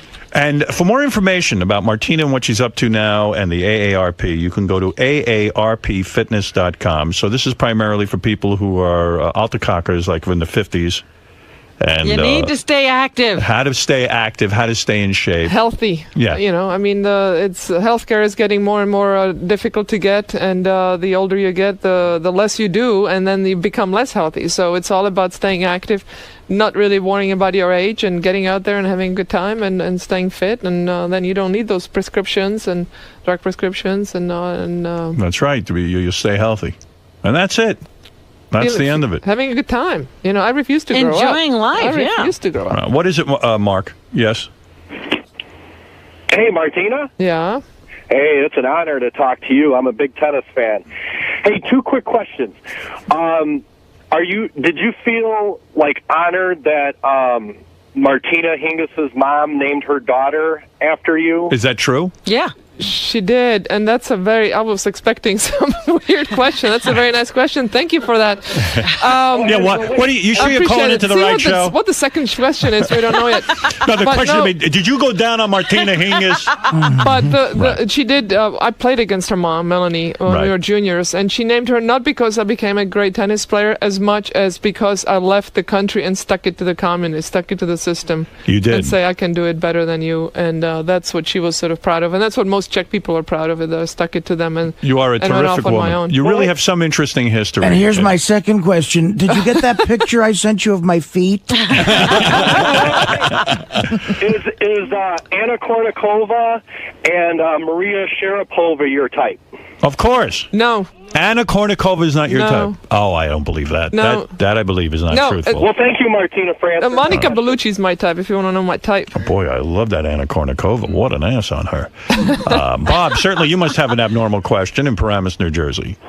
Hey, good morning, everybody. An abnormal We're question. looking for abnormal questions. Of course. I mean, what kind of question would After all, what is normal about a cycle and a washing machine, right? But that is an honor when no one names their child Howard. I think there are a lot more Howards I don't coming see into any. the world now. I think you'll see that now. Yeah. You do? Yeah, We're why still not? waiting. I'm still waiting for somebody to die and leave me a bunch of money in there from their will. That would be cool. Yeah, I keep waiting Yeah, for that's that a real one. fan. Go ahead, Bob. One final question, then Martina has better things to do than to sit here all day. What is it, Bob? Martina, I was just wondering what kind of panties you were wearing. Now, there's the question with them. Martina. You really have to know? Do you wear a thong? No. You don't? Why? No. Grandma panties? Nope.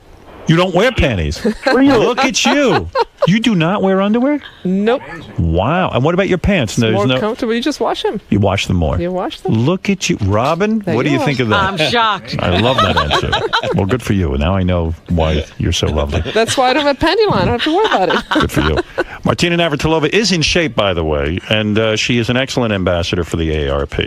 Certainly, as we age, you have to stay in shape, and you have managed to do it gracefully. You have to be active in securing your health. And play basketball. And go on my website, find out more about what else I do. Yeah, find out more. Paint with tennis balls. I talked to them about that when you were. I saw that when you were doing the French Open. Is that what you're doing? You paint with tennis balls? Yeah. That sounds like a lot of nonsense. It sounds like it, but go look at the pictures. It looks good? It's fabulous. Yeah. Do you have one, Robin? I don't have one yet. Are you going clubbing? I'll bring you a painting Are you going next clubbing this weekend with Robin? No, I don't think so. Is that where you hit people over the head never with in one place at one time. No, not that kind of club. I would love to go dancing. No, you would? Really? But I need a couple like tequila margarita thingies before I go. Robin, we are going to the cookie party first, and then we're going to dance. They're going to dance. All right. All right, maybe you'll go. If you want, Martina, I could bring some ecstasy to the party. I'll be there. Stop it. Actually, I have a hockey tournament to play this weekend. Have you ever tried drugs at all? Have you ever tried pot or heroin or ecstasy? I think I'll plead the fifth on that one. Oh, you have tried a few things. Not the heavy duty stuff. 70. Well, she's around the 70s. 70s and 80s, but it's a long. Again, you don't it's smoke a long weed time anymore? Ago. No. You tried it? Yeah. Anything heavier? Ago. Quaaludes? No. Hash oil? No. Psilocybin? No. Mushrooms? Well, I'm a lightweight. I'm such a lightweight that when I painted my fingernails this morning, I got high off the nail polish. I would love to be like that. I'm a useless lightweight. One beer and I'm happy. Hey, I have a question, a tennis-related question, real quick. Do you think, was there any professional male from your era that you think you could have beaten? Oh my God, he's always with. He's hung up on that. This, Depends battle how old of the they are. sexes. Well, I'm curious. You know? I'm curious. Do you think, was there a guy that a ranking tennis player that she could beat? Yeah. Sure, there were plenty of them. Well, we'll let her answer. Well, okay, let me tell you. When I was in my prime, and a guy, there was a bet whether I could beat a guy named ranked 100. Who was that? So I don't even remember who it was now. But on grass, when I played my best against a guy that really was a much better, like a clay courter, that wasn't a specialty. I would have liked my chances. Really? I believe it. But, against a ranked guy? Yeah. Against the right guy. I had to be the right guy. No big serves, because it had to be somebody my sort of physique, not somebody that could just overpower me, because so much of it is power. Right. And height. It's much like running. There are plenty of those elite women that beat elite male athletes. Just maybe running. not the top guys. Yeah, just not the guys who are the fastest. Because years ago on the show, for that you need to cheat. You need to do the steroids. And that, again, that's a whole years ago on the show, I was ripped off. I beat a basketball player who was a woman, and they gave it to her. No, that's another story. Well, you fouled out or something. I don't know. Martina, thank you. AARPfitness.com. We're going to take a break. We'll be back right after these words. Martina, how'd it go in there today? Excellent. You had a good time? I was on the couch for a long time. I was like, God, he didn't go to a commercial. This is great. Howard wanted to talk a lot about your sex life. Yeah. Is that hard to talk about? Well, I don't talk about it that much with my friends, so kind of talking about it in public is pretty much the same thing. It's like too much information, but he always gets out of people more than they think they're gonna say. But I really didn't say anything that I wouldn't have said to anybody else. But Howard is a good guy, so I give him a little more.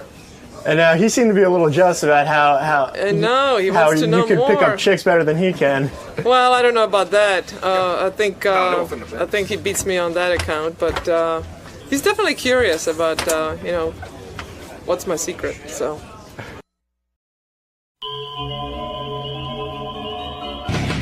You're watching Howard TV's HD Clip of the Week. And let's get to our game. Couples, as you know, there can be no hints.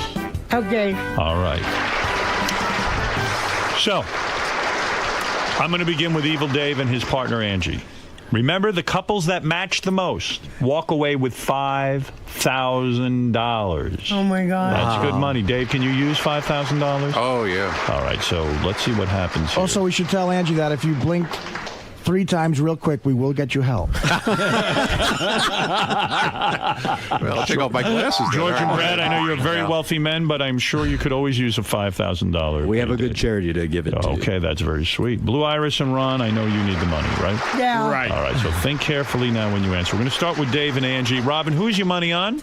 I gotta say, it's gotta be Brad and George, don't you think? What do you say, Artie? I'll tell you what. I'm gonna put my cash on Blue Iris. All right, and let's say no one is going with Evil Dave and Angie. Nobody's taking Evil Dave and Angie. You never know. All right, here we go. Country. First question. Free country, right? Here's the first question. Angie, we asked Dave, when your partner orgasms, where does the sperm go? Brad is laughing, but it's not your turn, Brad. Okay, Angie, so you're having sex with Dave. Okay. All right, try to picture that. All right, try to imagine it. Your wildest imagination. And your partner has an orgasm. Okay. Somewhere that disgusting, gooey stuff has to go somewhere. Where does it go? In me? Inside of you is your answer. Yeah. Well, that's not a match. Dave said on the bed. He says he shoots his load onto the bed. See, I told you they weren't having I don't want to sex get you in trouble, for together. God's sakes. All right. Why don't you know what goes inside of her? Huh? How do you not know what goes inside of her? Well, you know. Well, you know what? Angie, how could he not get that right? I don't know. He's a little... He's a little out of it. Right of center, yeah. Okay, all right, okay. Right of I'm center? I'm going to go to George, Takei, and Brad. George, when your partner orgasms, this is what we asked George, where does the sperm go?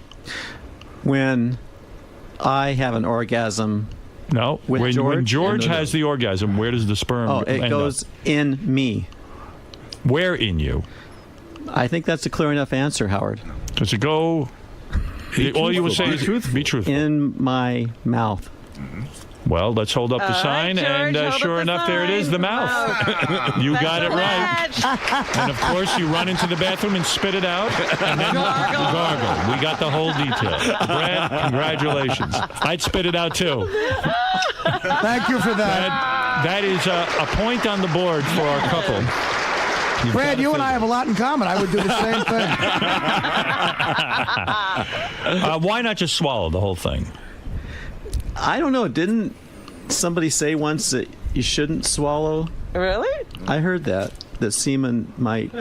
We might have said do that. What? In it. Yeah. Do what? I don't know. I thought Bounce it's not back. Clean. Bounce back. You heard That's it might what not makes be babies. Yeah. George says he doesn't care that you go and spit it out. I thought maybe you would swallow it to show your love of George. I'll start doing that. Don't do us any favors. It's okay. I totally understand your point of view. Believe me, I understand it. All right, Blue Iris and Ron. Ron, we said to Blue, when your partner orgasms, where does the sperm go? Ron, you certainly must know where it goes. Where does it go? In her Where? mouth. In her mouth. Blue, And hold Blue up the sign. And Blue, what did you say? You said mouth. All right, we've got a tie game now. Blue Iris and Two of our Ron. couples are on the board. All right, Evil Dave and Angie, you're going to have to do better. The second question. Let's start with George and Brad this time. A lot of blowjobs going on. Yeah. See, nobody's blowing me. All right. We said to George, Brad, what's your partner's favorite sexual position? What did he say? This is about you. What's your favorite sexual position? Do I get multiple choice? No, you don't. Just describe what your favorite is. What do you like the best? Brad's favorite sexual position. That's right. Not George's. That's right. How do I describe that? He can't help you. Carefully. I guess lying next to George in bed. Go ahead. No. He can't answer. He can't answer. He can't masturbating. answer. Lying next How to are you George when you're Nesbitt? lying? How on your stomach? On my side. On your side, lying on your side next to George. Well, let's take a look at what he said. He said you would say on his back, so we can't make it a match. But no, George is on his back. Yeah, but I'm on my side. But you like being on your side. Well, you got to match. You got to match the game. So I don't know. Well, you do it sometimes on your side, sometimes on your back. No. Well, let's go to Blue Iris and Ron. Ron, what did Blue say? What's your partner's favorite sexual position? What do you like best when you're with the lovely Blue Iris? All fours. All fours, doggy style. All right, that's fair enough. Let's see what the match is. Doggy style. That's my team. Wow, Blue Iris and Ron moving ahead with 2 points. I didn't know anybody could match with Blue Iris. Angie, we said the same thing to Evil Dave. If, If you had to choose a position. What's the fave? I like missionary. Missionary position. Let's hold up that sign. It's missionary. You're on the board. Usually I do something right. You sure do. Thank you. Right of center. Next question, we go to Blue and Ron first. If you could change one thing about your partner, what would it be? So we said to Blue, you can change anything you want about Ron. What would it be? Choose? What did she choose? She wanted to change. I mean, you seem perfect to me. Yeah, you got it. But what would she change about you? What should she change about me? What's the one little thing? One little thing. One little thing. Come on, we're running out of time. I'm going to have to give a no answer. Just come up with something quickly. I don't want to see you guys miss a point. All right. Well, argue. You argue too much. Well, no, I don't think that's a match. Blue, what did you say? Hold up the sign. No. You said more energy. She finds that you're older than her and you lack energy. Yeah. Is that true? True. Blue, well, he didn't get the match. I'm sorry. All right, but you're still in the lead. Let's go to Evil Dave and Angie, who appear to be the mismatch of the century for some reason to us, but they've proven they are really lovers. All right. We said to Dave, if you could change one thing about Angie, what would it be? He always says I'm too bossy. Too bossy. Let's take a look. Dave, what did you have? Too bossy. Wow. Yeah. Look at them coming You know what? That's a real couple. I mean, I think so. Look at them coming on. Brad, what did George say? I kvetch too much. What? Kvetch. Kvetch too much. You. When you say kvetch, you mean you. What is it? Complain. You complain too much. Yeah. All right, George, hold up the sign. You are too controlling. Now, the judges, is that... Well, that's part of kvetching. Well, I'm sorry, it's not a match. It's just too broad a category. I'm going to have to take it away. George. I'm sorry. It's not a point. Oh, dear. All right. Well, we're going to get to our final question. Semantics. And the only reason this is the final question is because we are definitely not going to have a tie. I don't think. We're going to see. We might. What's the score? Well, actually, we might. Evil Dave and Angie have 2, and Blue Iris and Ron have 2 in a stunning upset so far. George and Brad are behind with only 1 point.